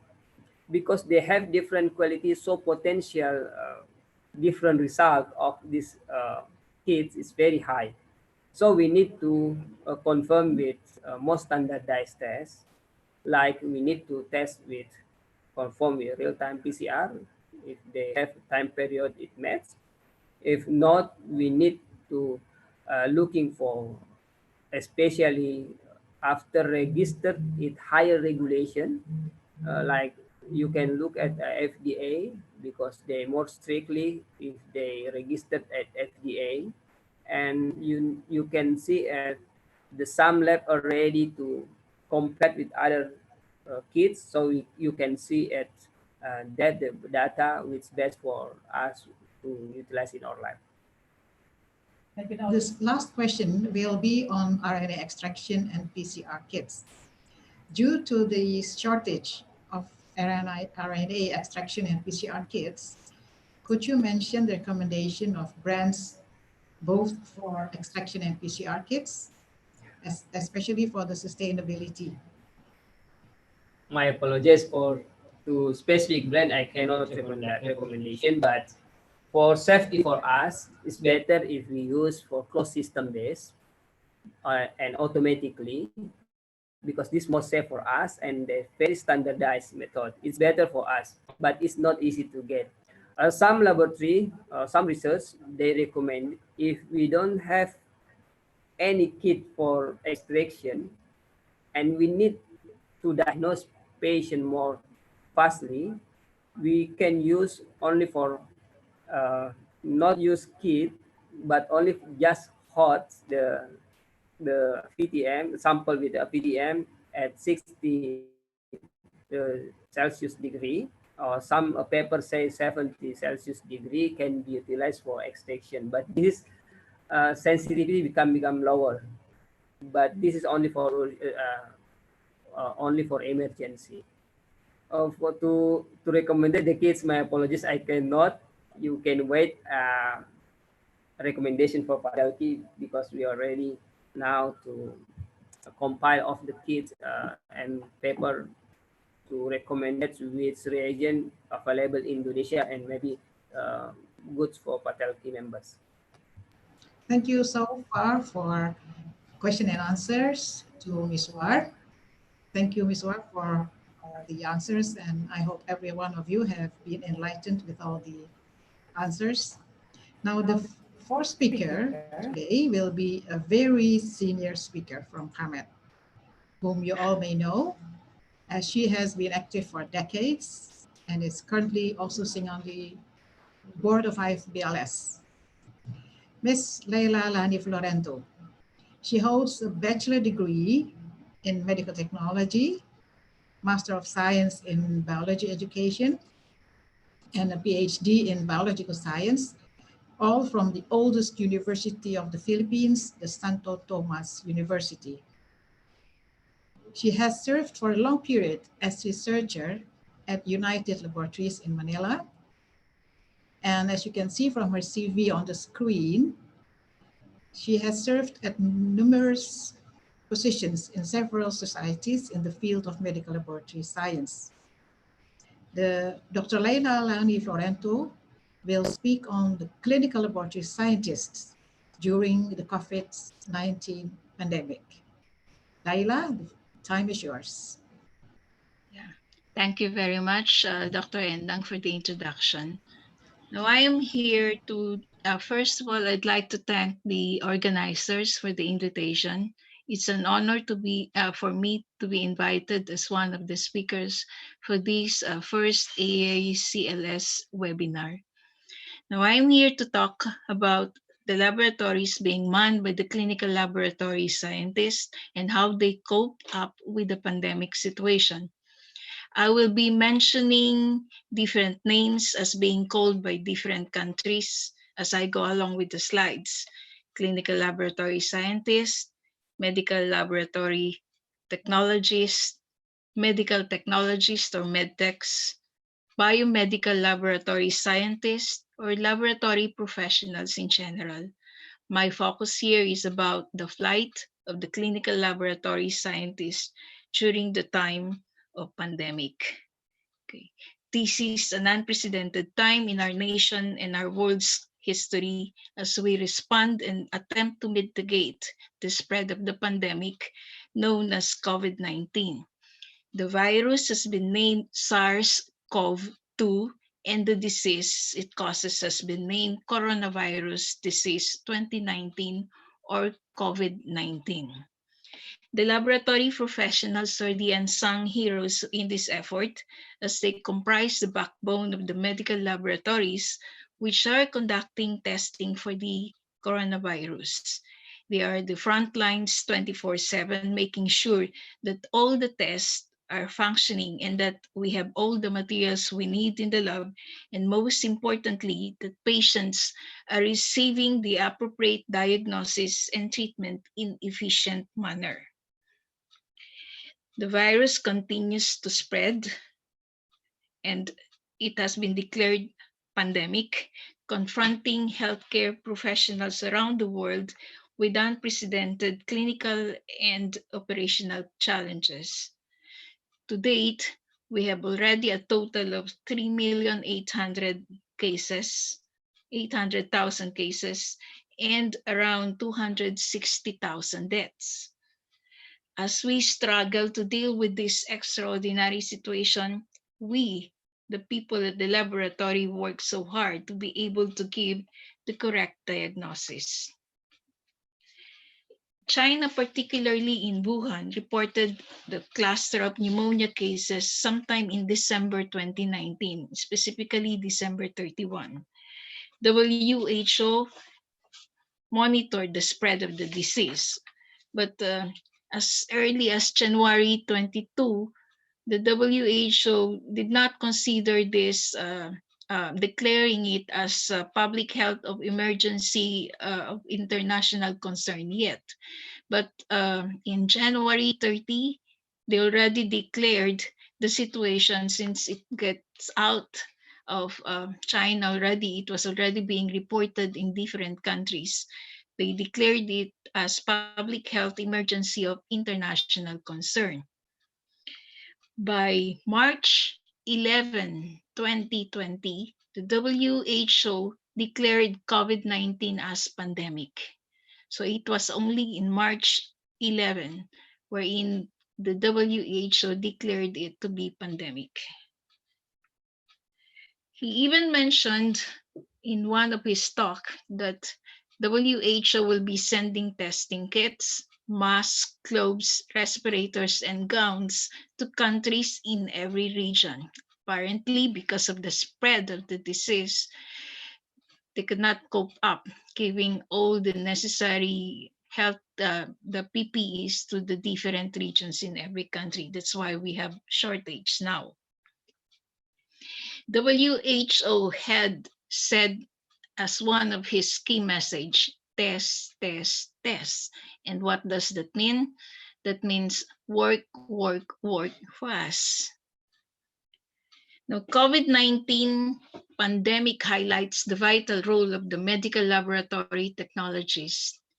Our colleagues from Canada even said that all the COVID-19 tests completed in their country, everything has been every single one has been performed by medical laboratory technologies. Okay, that's how crucial our role is. Now, are we ready? Are clinical laboratory scientists ready for COVID testing? Remember, this is a novel it's a novel disease. So therefore, as mentioned by Ms. War, everything is new, and the scientists are still preparing at the start, still preparing the reagents, the kits for the testing. So we are at a loss at the time. Now, are we ready? Let's see how we prepare. Is the preparation for biosafety enough? PAMET in our country, in coordination with BioRisk Association of the Philippines, had several trainings, the biosafety trainings, the prepared biosafety manual. We had even certification by International Federation of Biosafety Association and IATA certification. Now, as proof, we have been doing the training for biosafety and biosecurity and biorisk seminar for the past 5 years. And we even had the IATA certification, handling and shipping of biological samples handled by no less than Dr. Cecilia Williams, who's the member of the technical staff in the International Biological and Chemical Threat Reduction Program of Sandia National Laboratories. So we've been doing this for the past 5 years, attended by the different laboratory staff, and we have many certified people for handling and shipping of biological samples. The Department of Health, on the other hand, had several programs too on biosafety. We prepared the biosafety manual. We had the manual for packaging and transport of specimen for referral, and we had the training on packaging and transport of laboratory specimen for referrals. Now we have challenges. Some have been mentioned by Ms. War. So we have the lack of supplies, we have the lack of testing kits, and we have the lack of personnel. We have shortage of personnel. We have been in shortage of personnel for the past several years, as reported by many countries, and all the more in our situation because we have the pandemic, we have an acute shortage of personnel. Now, with this surge of testing, the labs struggle to keep up with COVID-19 testing. Note that as we are at the severe shortage of testing, so therefore, as we have been in the past many years. Lobat. Now, how do we think pandemics requires more laboratory professionals? In an effort to ramp up testing capacity, the medical laboratory science community in some countries making some changes to speed up the licensing for new medical technologies. Now, in some countries, they ask the retired workers to come back. And in some areas, they even asked the laboratory personnel from other section to help, because as we know, the processing and the collection of samples are usually tasked to the microbiology people, and the actual analysis that required this RT-PCR is done by the people from the virology section. Now, with the acute shortage of personnel, the other staff from other sections are recruited to help them work. Now, the other concern about testing is, why is it taking them so long? The people have been questioning why is it that it's taking around a week, or even more so, more than a week, simply because of the challenges we have. We're having shortage in supplies, we have shortage in the kits, and of course, the people are getting sick. The laboratory personnel are getting sick, so we have few people working in the lab. Now, the situation about many private labs want to do coronavirus tests, but still they're facing obstacles and delays because many would like to do the test, but they are not prepared. They don't have the equipment for biosafety. They are not safe. They don't have the competent staff. They still need training for this new technology. Now, how labs are responding to COVID-19? If before we are very lax with our PPEs, before we don't even wear masks, we don't have the head caps, we just simply use the gloves. Now we have the complete set of the PPE. We have the head caps, we have the face mask, we even have the goggles, the gloves, the PPE, the shoe cover. Now, in the Philippines, good that we have citizens in the textile and the sewing industry who contributed the PPEs. As you can see, they're very colorful. They range from colors of orange to pink to yellow to green. And the laboratory staff are happy showing off the different colors of the PPE.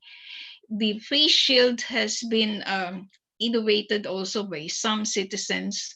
So it's made up of plastics, and they donated this to the laboratory people. Now you see here that when they go out to collect samples in the rural area, they're already well protected with the face shield and the complete PPE setup attire.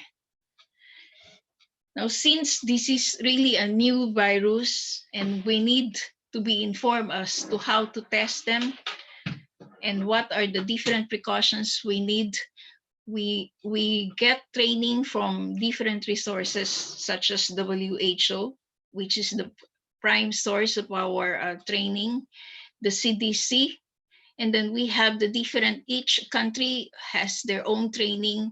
As you can see, we have the webinar. We also have webinar in our country and training seminars. We cannot do anything but use the webinar format because we are in lockdown. So we have to do social distancing. We could not meet in large group. So the webinar is the best format of doing the training. Our government has improved the health system capacity, testing capacity by providing and procuring several testing kits, providing even the laboratories in the provinces, and also improving the facilities. They develop the quarantine areas, and then modular. Now the modular lab is being developed to place as extension of the laboratory and also to place in the quarantine facilities. This is a COVID-19 tracker newly set up by the government, and which is used to track the number of cases, how many are active, how many died, and how many recovers. I think each country has this tracker so that we could report to WHO for the overall number of cases in the whole world. Now, what are we doing as PAMET as an association? These are the activities we did. We have the hand washing activities, the Caring for the Carers campaign in response to COVID-19, and advocacy and information sharing activities. The hand washing activities has been ongoing for the past year in cooperation in collaboration with Procter & Gamble, the Safeguard. We've been doing this for many years, training and giving instruction to the kids on how to do hand washing. So we already know from the start the different techniques, how to do the hand washing as we teach the kids in doing the hand washing. The Caring for the Carers is a new project President Ronnie initiated by giving and distributing PPEs, healthcare kits, alcohol, sanitizers, soap, face masks, PPEs, and even food packs to the different laboratories within the Metro Manila. But since we are in lockdown, he cannot go out to the nearby provinces. So the distribution happened only within the Metro Manila. These are the donations. At the start, it's PAMET who's giving out, but when they learned that we're giving and donating all this to the different laboratories, we received several donations from the citizens and good persons. So we have even the Pocari Sweat drinks, the face masks, the soap, and all things that we need to give to the healthcare workers.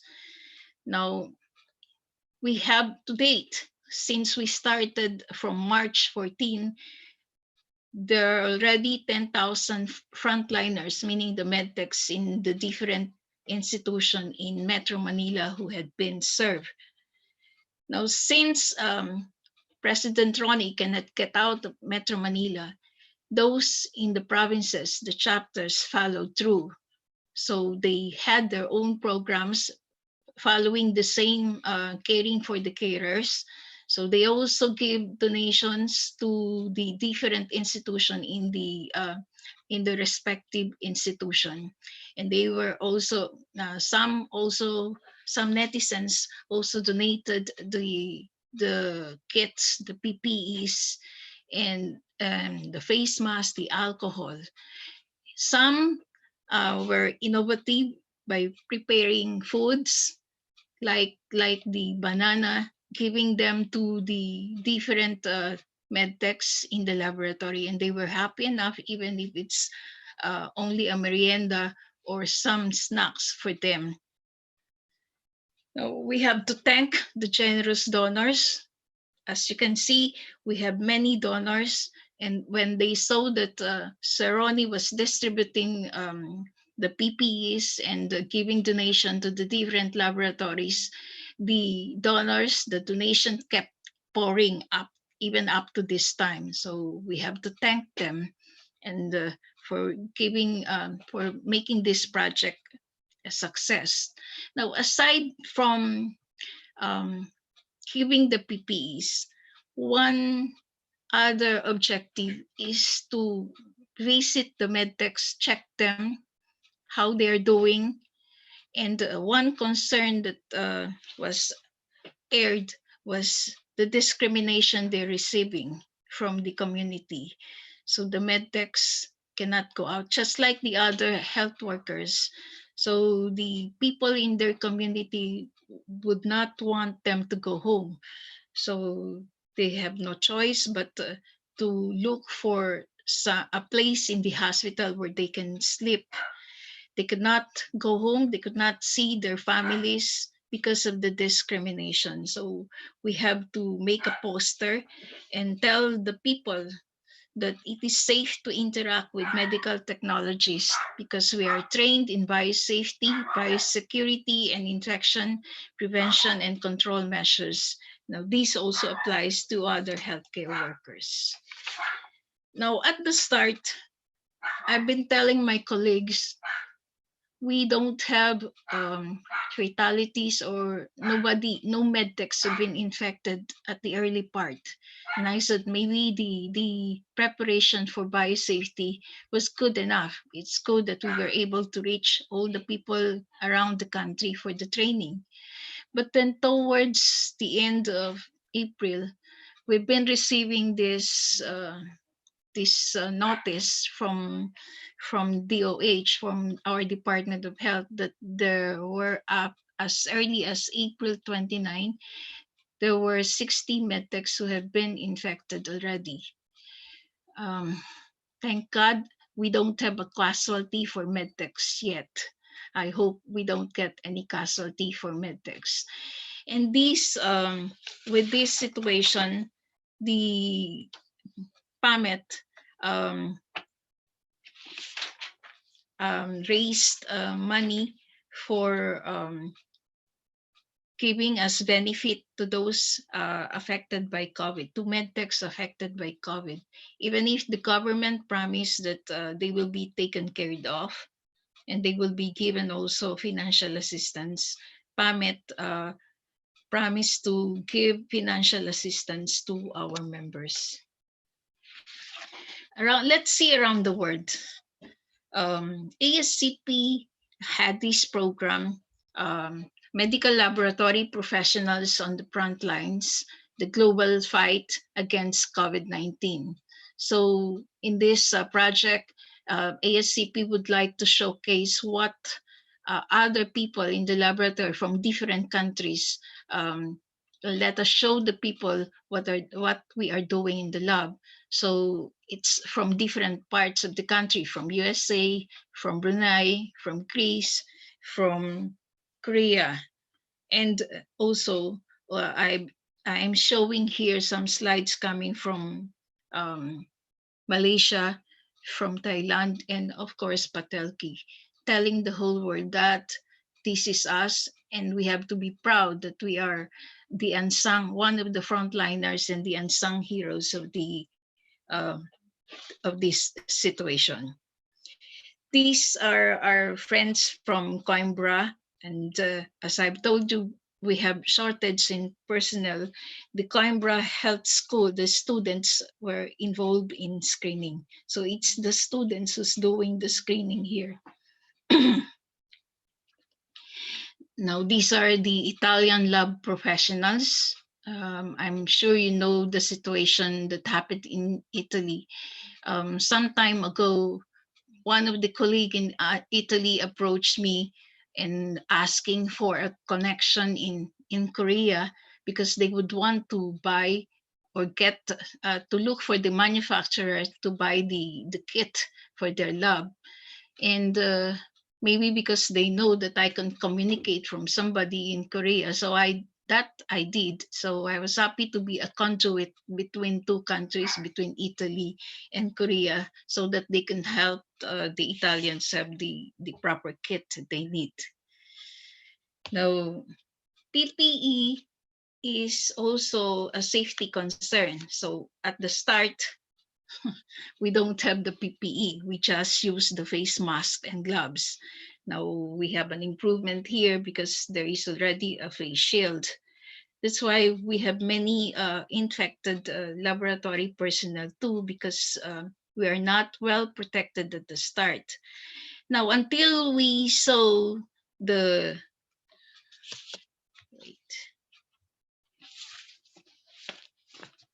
I'm sorry, I think it's Bina, it hung.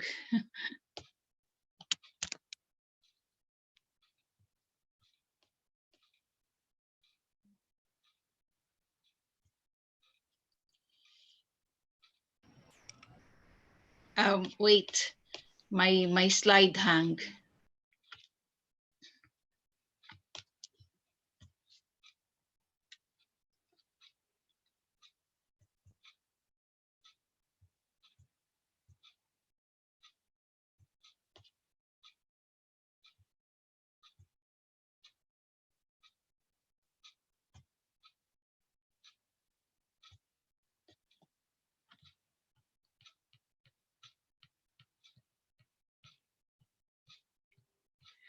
All right, until we saw the phone booth style of South Korea, and then we followed through. So you can see that we already have the booth style, which is really a safe way of doing the collection. So this is an improvement of the just collecting directly from the patient.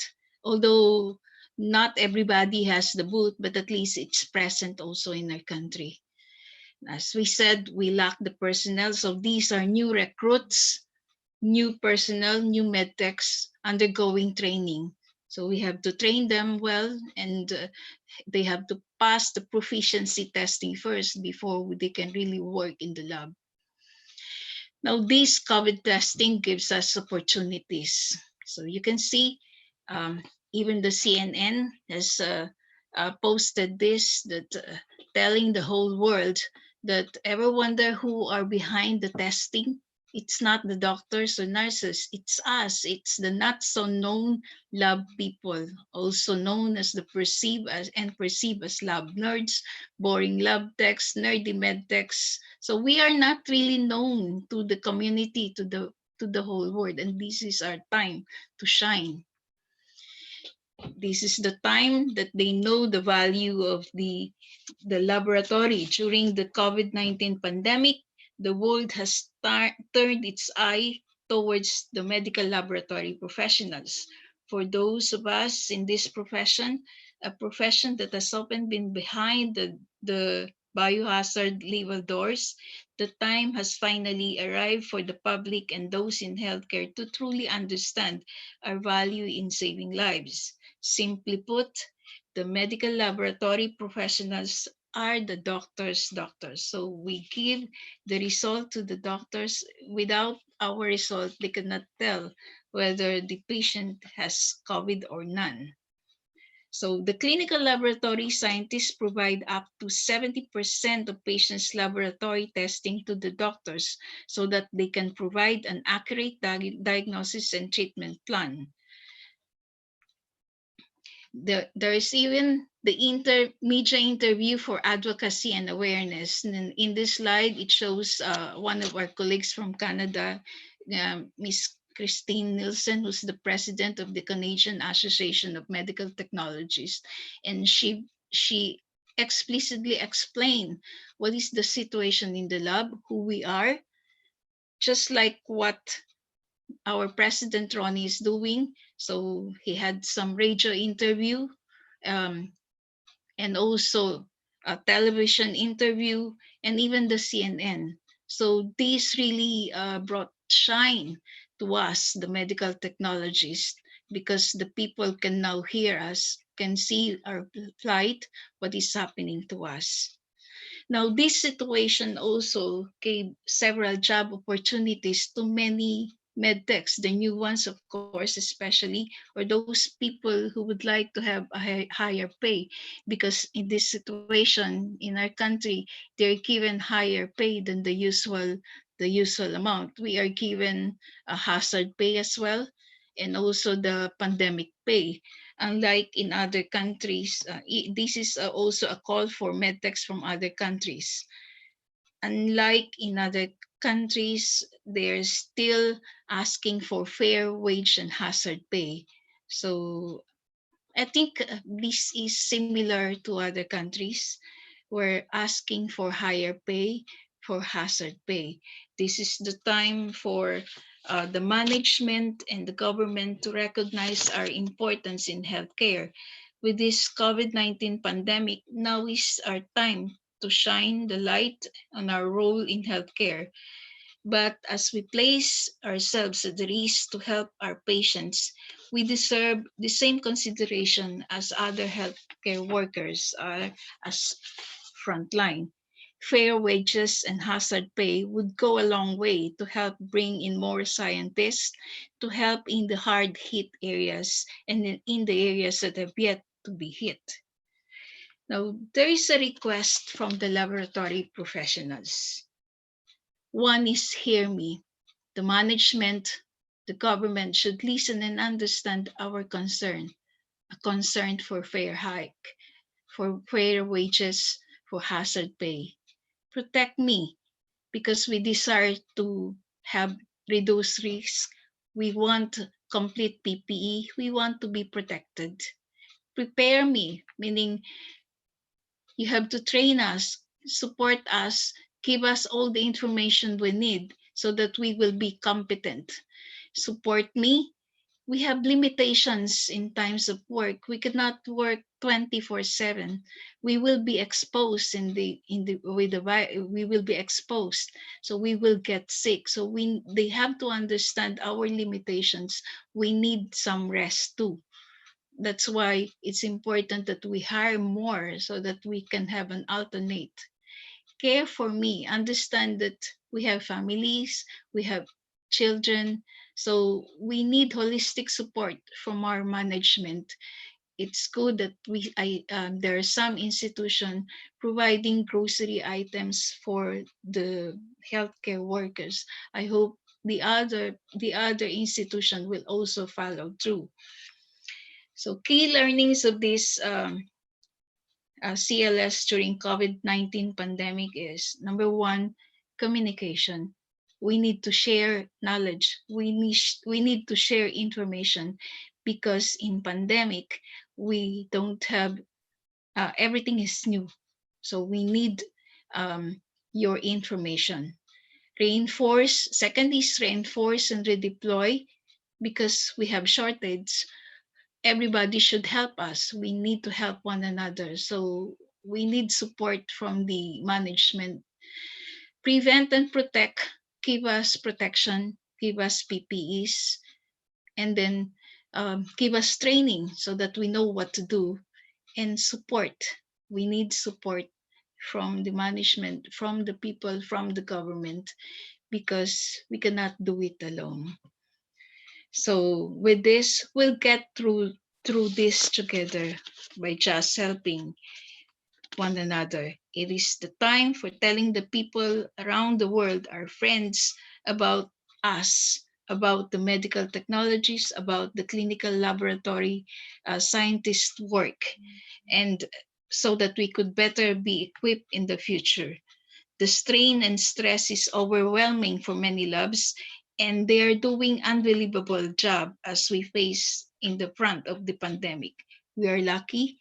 We are clinical laboratory scientists because we are helping the world in this kind of pandemic. Thank you very much. Thank you, Leila, my old-time friend, for your most enlightening lectures and the motivational words you addressed. We will have some minutes for question and answers. The first question comes from Mary Colleen, which is, do medical technologists need training and certification to do rapid testing kits before performing the tests? Now, in our country, there's a need for proficiency testing because of handling of the sample. So before they can approve the lab to become a testing center or testing lab, they need to pass the proficiency testing, and that includes the biosafety. Thank you. There's another question on your regulation in the Philippines. What can you explain about the regulation in Philippines for the private labs who do COVID testings? Regulation, everything is under control by the government. So before they can set up the testing, it has to pass by inspection by the Department of Health, including the main institution handling this, we call them as our ITM. So they inspect the lab, check on the biosafety requirements, and then check also the staff, the competency of the staff before they can approve the testing lab. Thank you. Now, another question is this.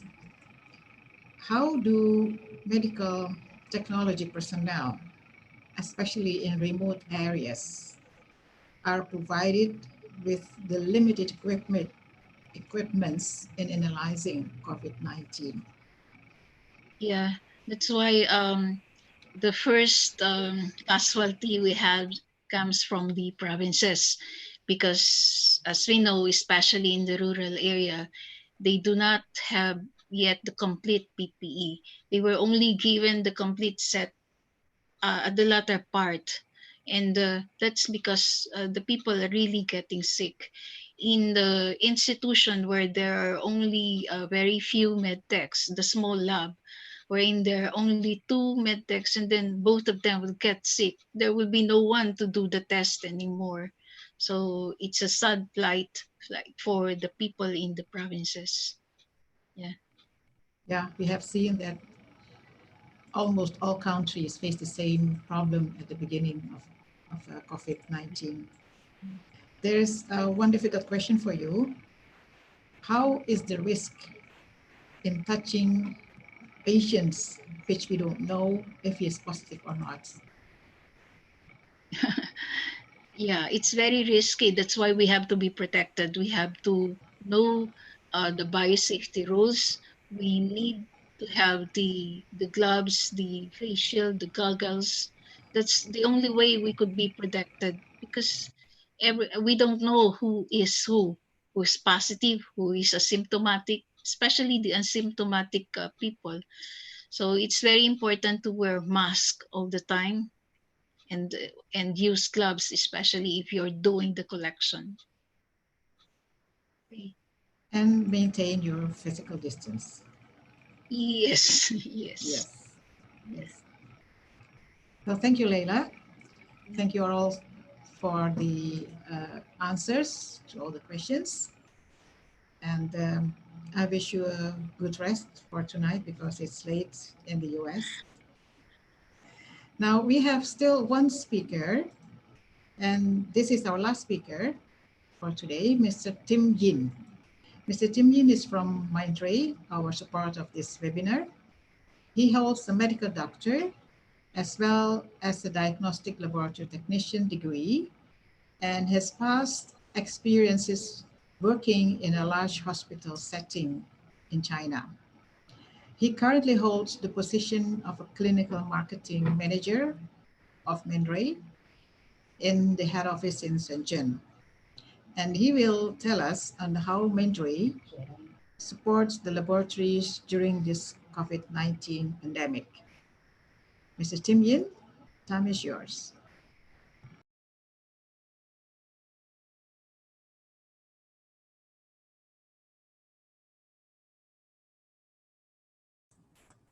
Okay, good day, everyone. Today, I'm going to give you a brief introduction of Mindray Total Solution to COVID-19. Well, I bet you already know this. We have specific IgG test for SARS-CoV-2. And besides these two tests, we can provide more. And well, Mindray is a Chinese company based in Shenzhen. We have more than 10,000 professionals from over 30 countries, and we've already established 40 subsidiaries overseas and over 30 branches in China. We are now serving 190 countries and regions all over the world. We have three major product lines: IVD, in vitro diagnostics, patient monitoring and life support. Also medical imaging, especially ultrasound devices.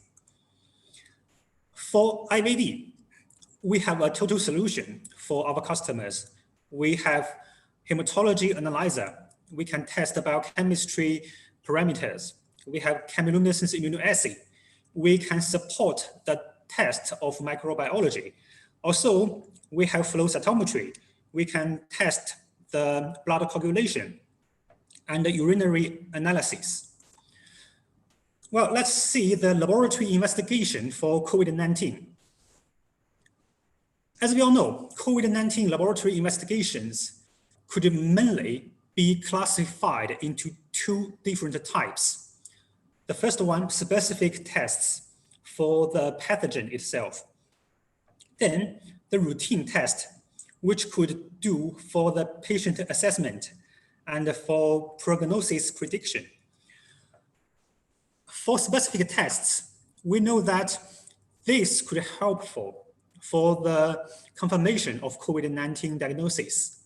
Also, using these specific tests, we could also do the epidemiological research as well.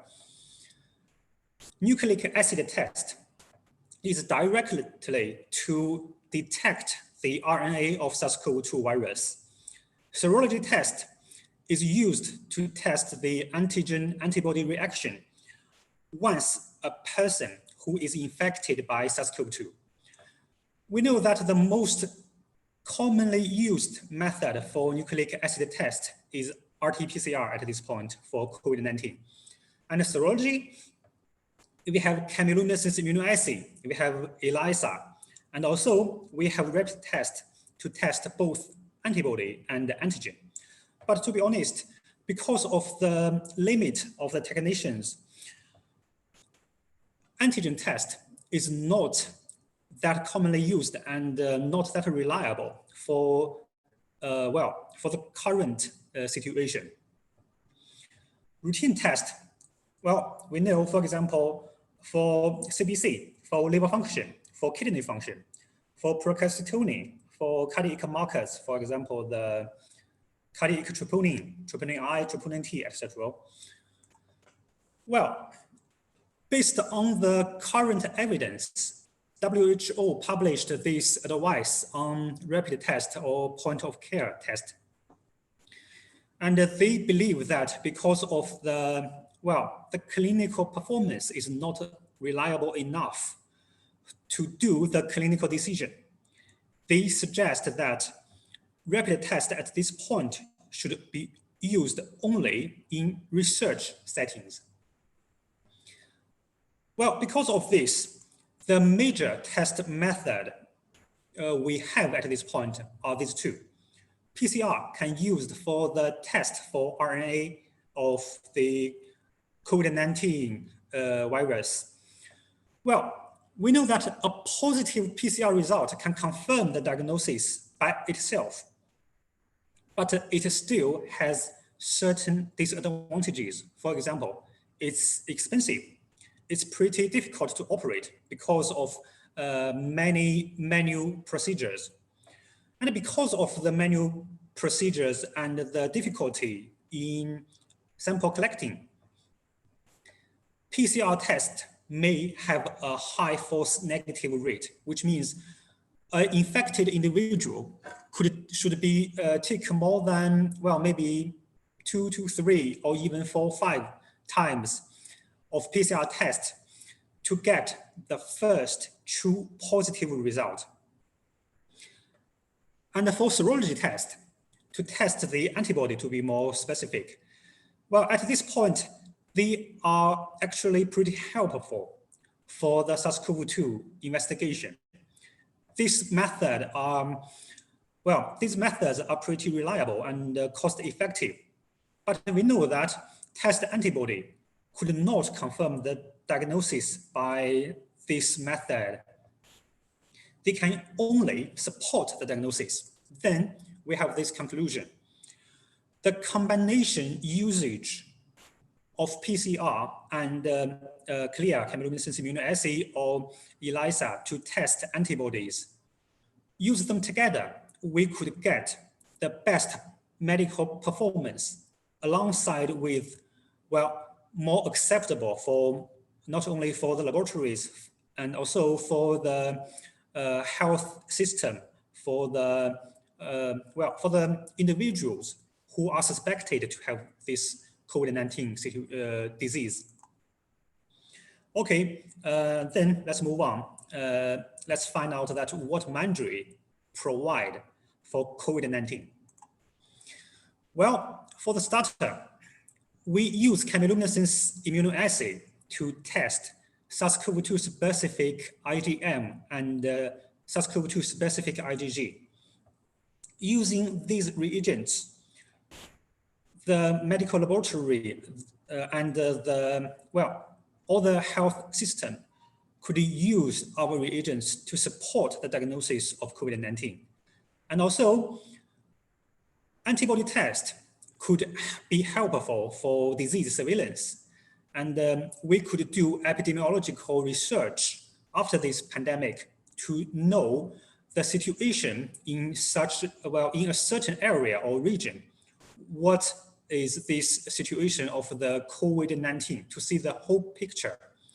Well, for our reagents, we have 2 package sizes, 50 tests per kit and 100 tests per kit. The time to first result is 29 minutes.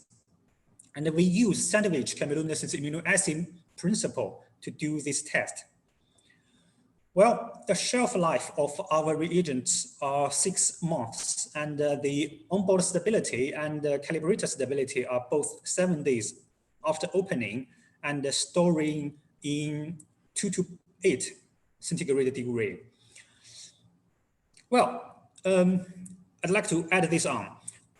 Because of the shelf life, the onboard stability and the calibrator stability are only based on the previous internal validation.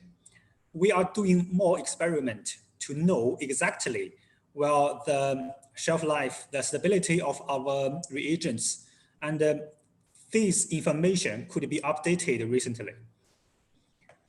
For the result interpretation for SARS-CoV-2 IgM and IgG, well, based on different situations, we give these two different suggestions. For example, the first one, for areas with established COVID-19 virus circulation, we set a gray zone for IgM.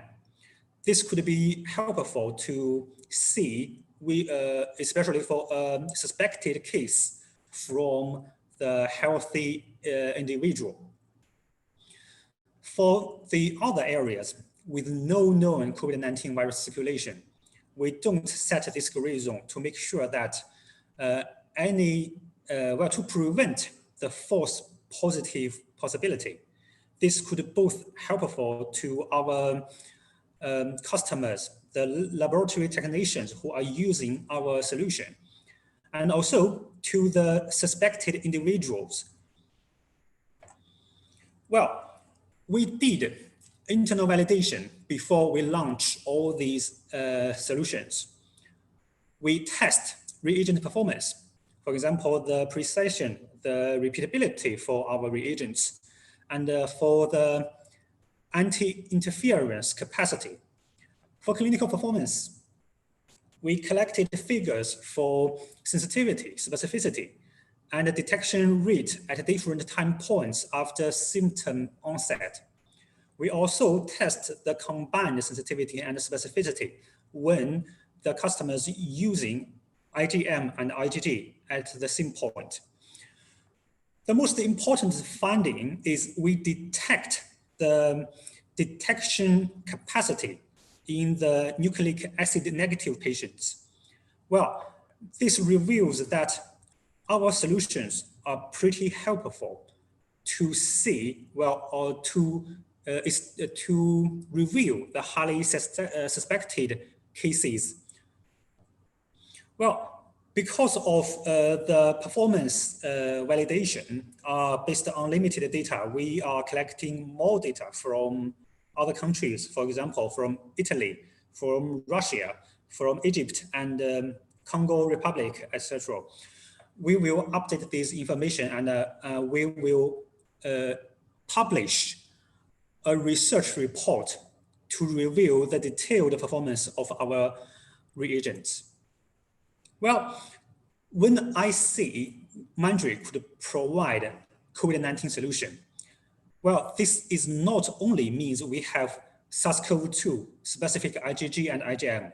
Using these two reagents for the laboratory technicians, you could support the COVID-19 diagnosis because our method is pretty reliable in clinical performance and it's fully automated, which means this is pretty easy to operate for most of the technicians. Also, this requires the lower biosafety requirement for the laboratory because of the fully automated investigation method, and it's pretty cost efficient. Using the antibody test provided by us, you could also do the epidemiological researches afterward. And when I see total solution, besides this, the chemiluminescence immunoassay, we also have, well, blood cell analysis. We have biochemical parameters to reveal the assessment of the prediction of prognosis of COVID-19. Well, let's see that.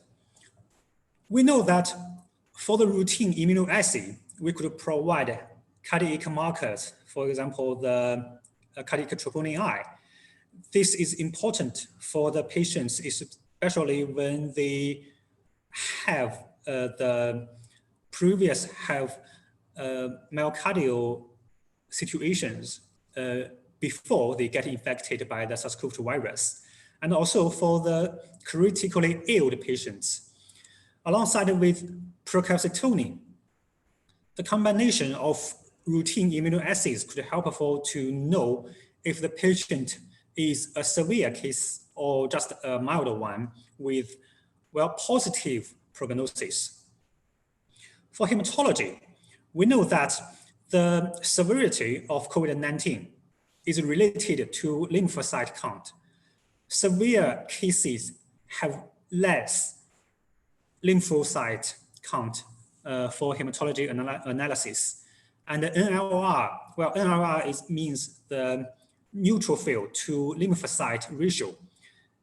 Is also related to the severity of SARS-CoV-2 patient. Also, we can test the DAMA. This is also pretty important for patient assessment. For biochemistry, we have parameters such as CRP and serum ferritin. Well, we know that serum ferritin is also a valuable parameter for patient assessment and prognosis prediction. Liver function, kidney function. We know that some of the patients may suffer from SIRS, systematic inflammatory reaction syndrome. Liver function and kidney function are valuable to assess a patient's status. And well, during this pandemic, this is Wuhan Tongji Hospital. We cooperate with these hospitals to do the invalidation, to test the patients. This is Wuhan Zhongnan Hospital.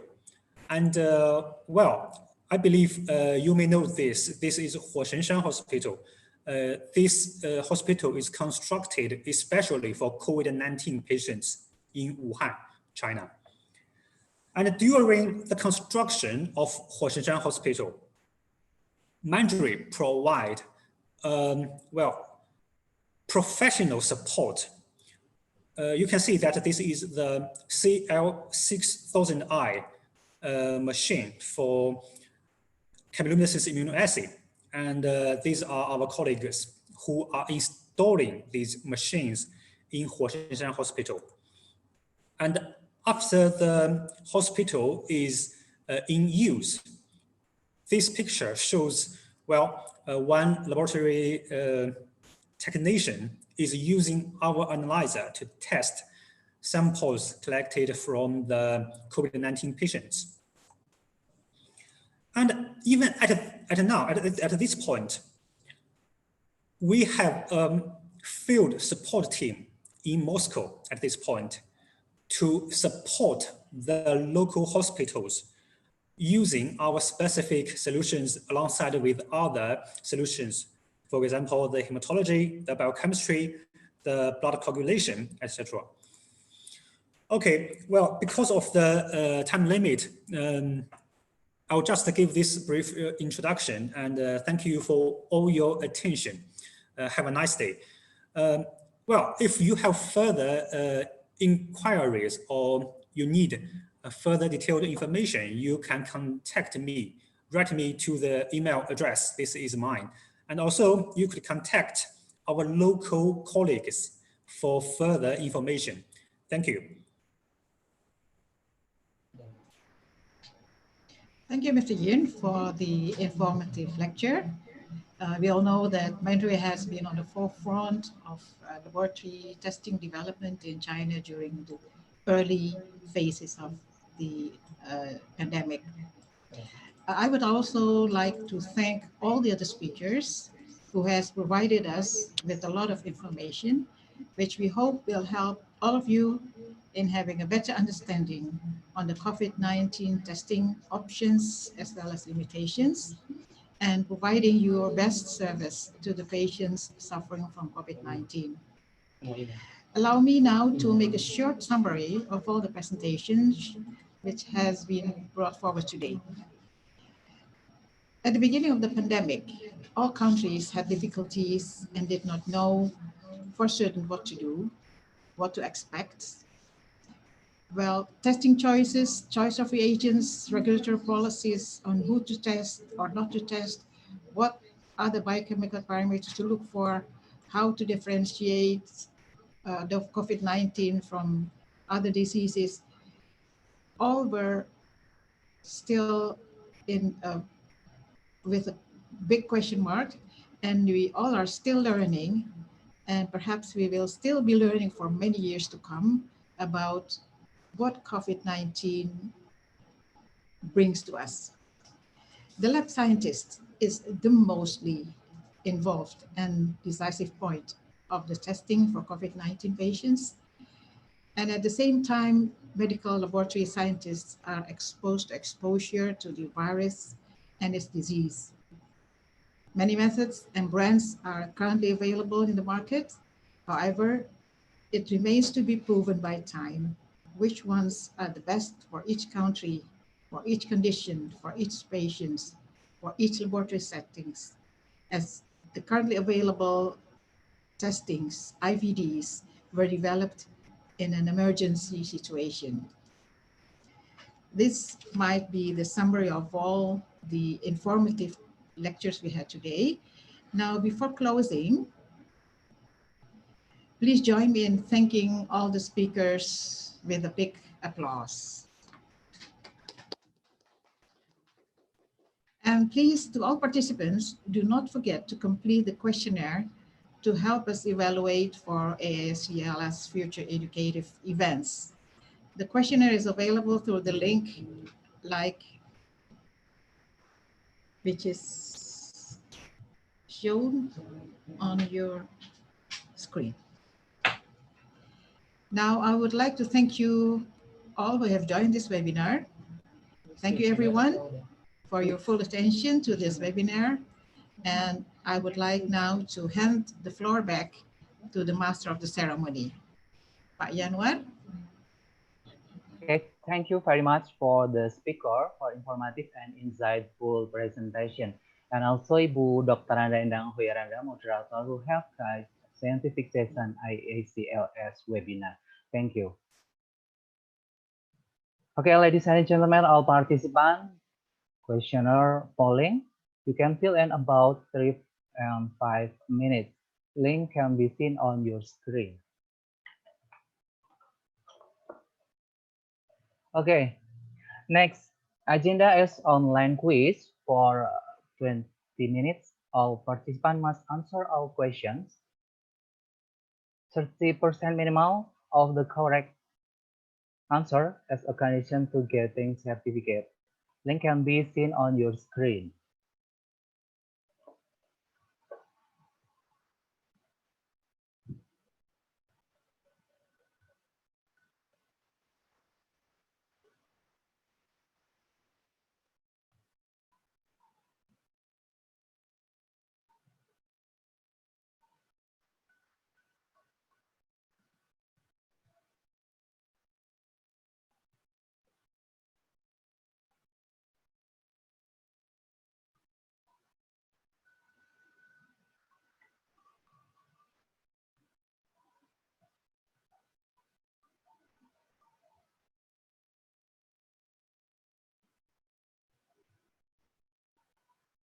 Okay, finish for a questionnaire polling.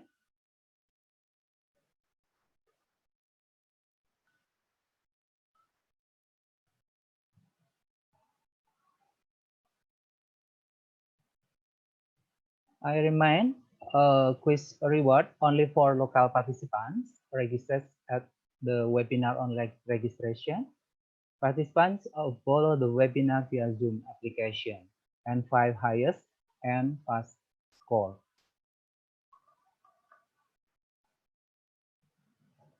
Okay, it's time to quiz.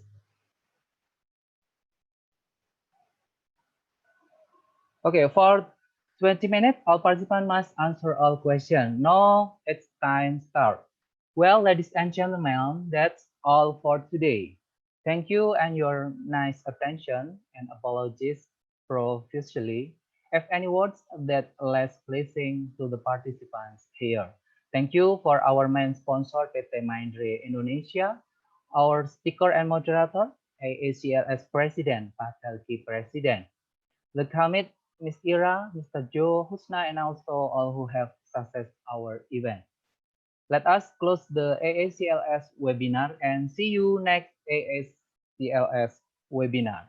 Wassalamualaikum warahmatullahi wabarakatuh. Om Swastiastu, Namo Buddhaya, Salam Kebajikan, dan Rahayu. Now, the times I give to Miss Ira as coordinator commit AACLS webinar. Please, you can introduce your team. Thank you.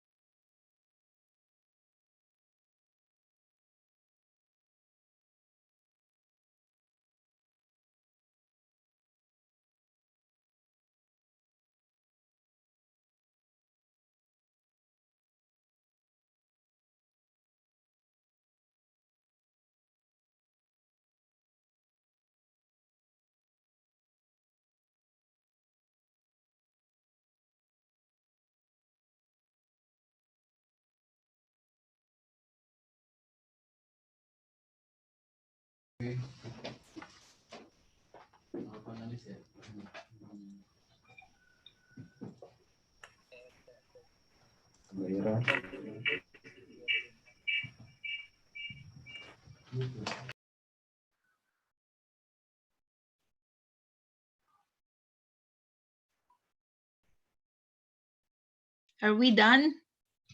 Can we get out?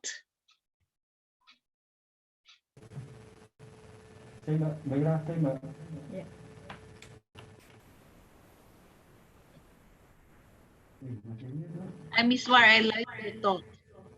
Hello, Leila. I like your talk. Okay.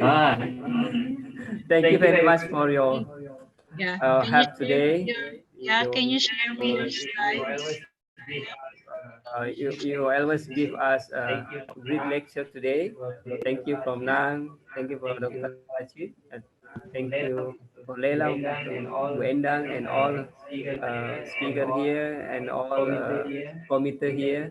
Thank you for Mandre to support us. And I hope AJ Kang from Malaysia can learn from what we do today and prepare for next webinar, because after Malaysia, Filipina, Ronaldo ready to become a next host after Malaysia. So we thank you very much for Malaysia and from Philippines because ready to become next host. I hope next Thailand can become a host too for next webinar.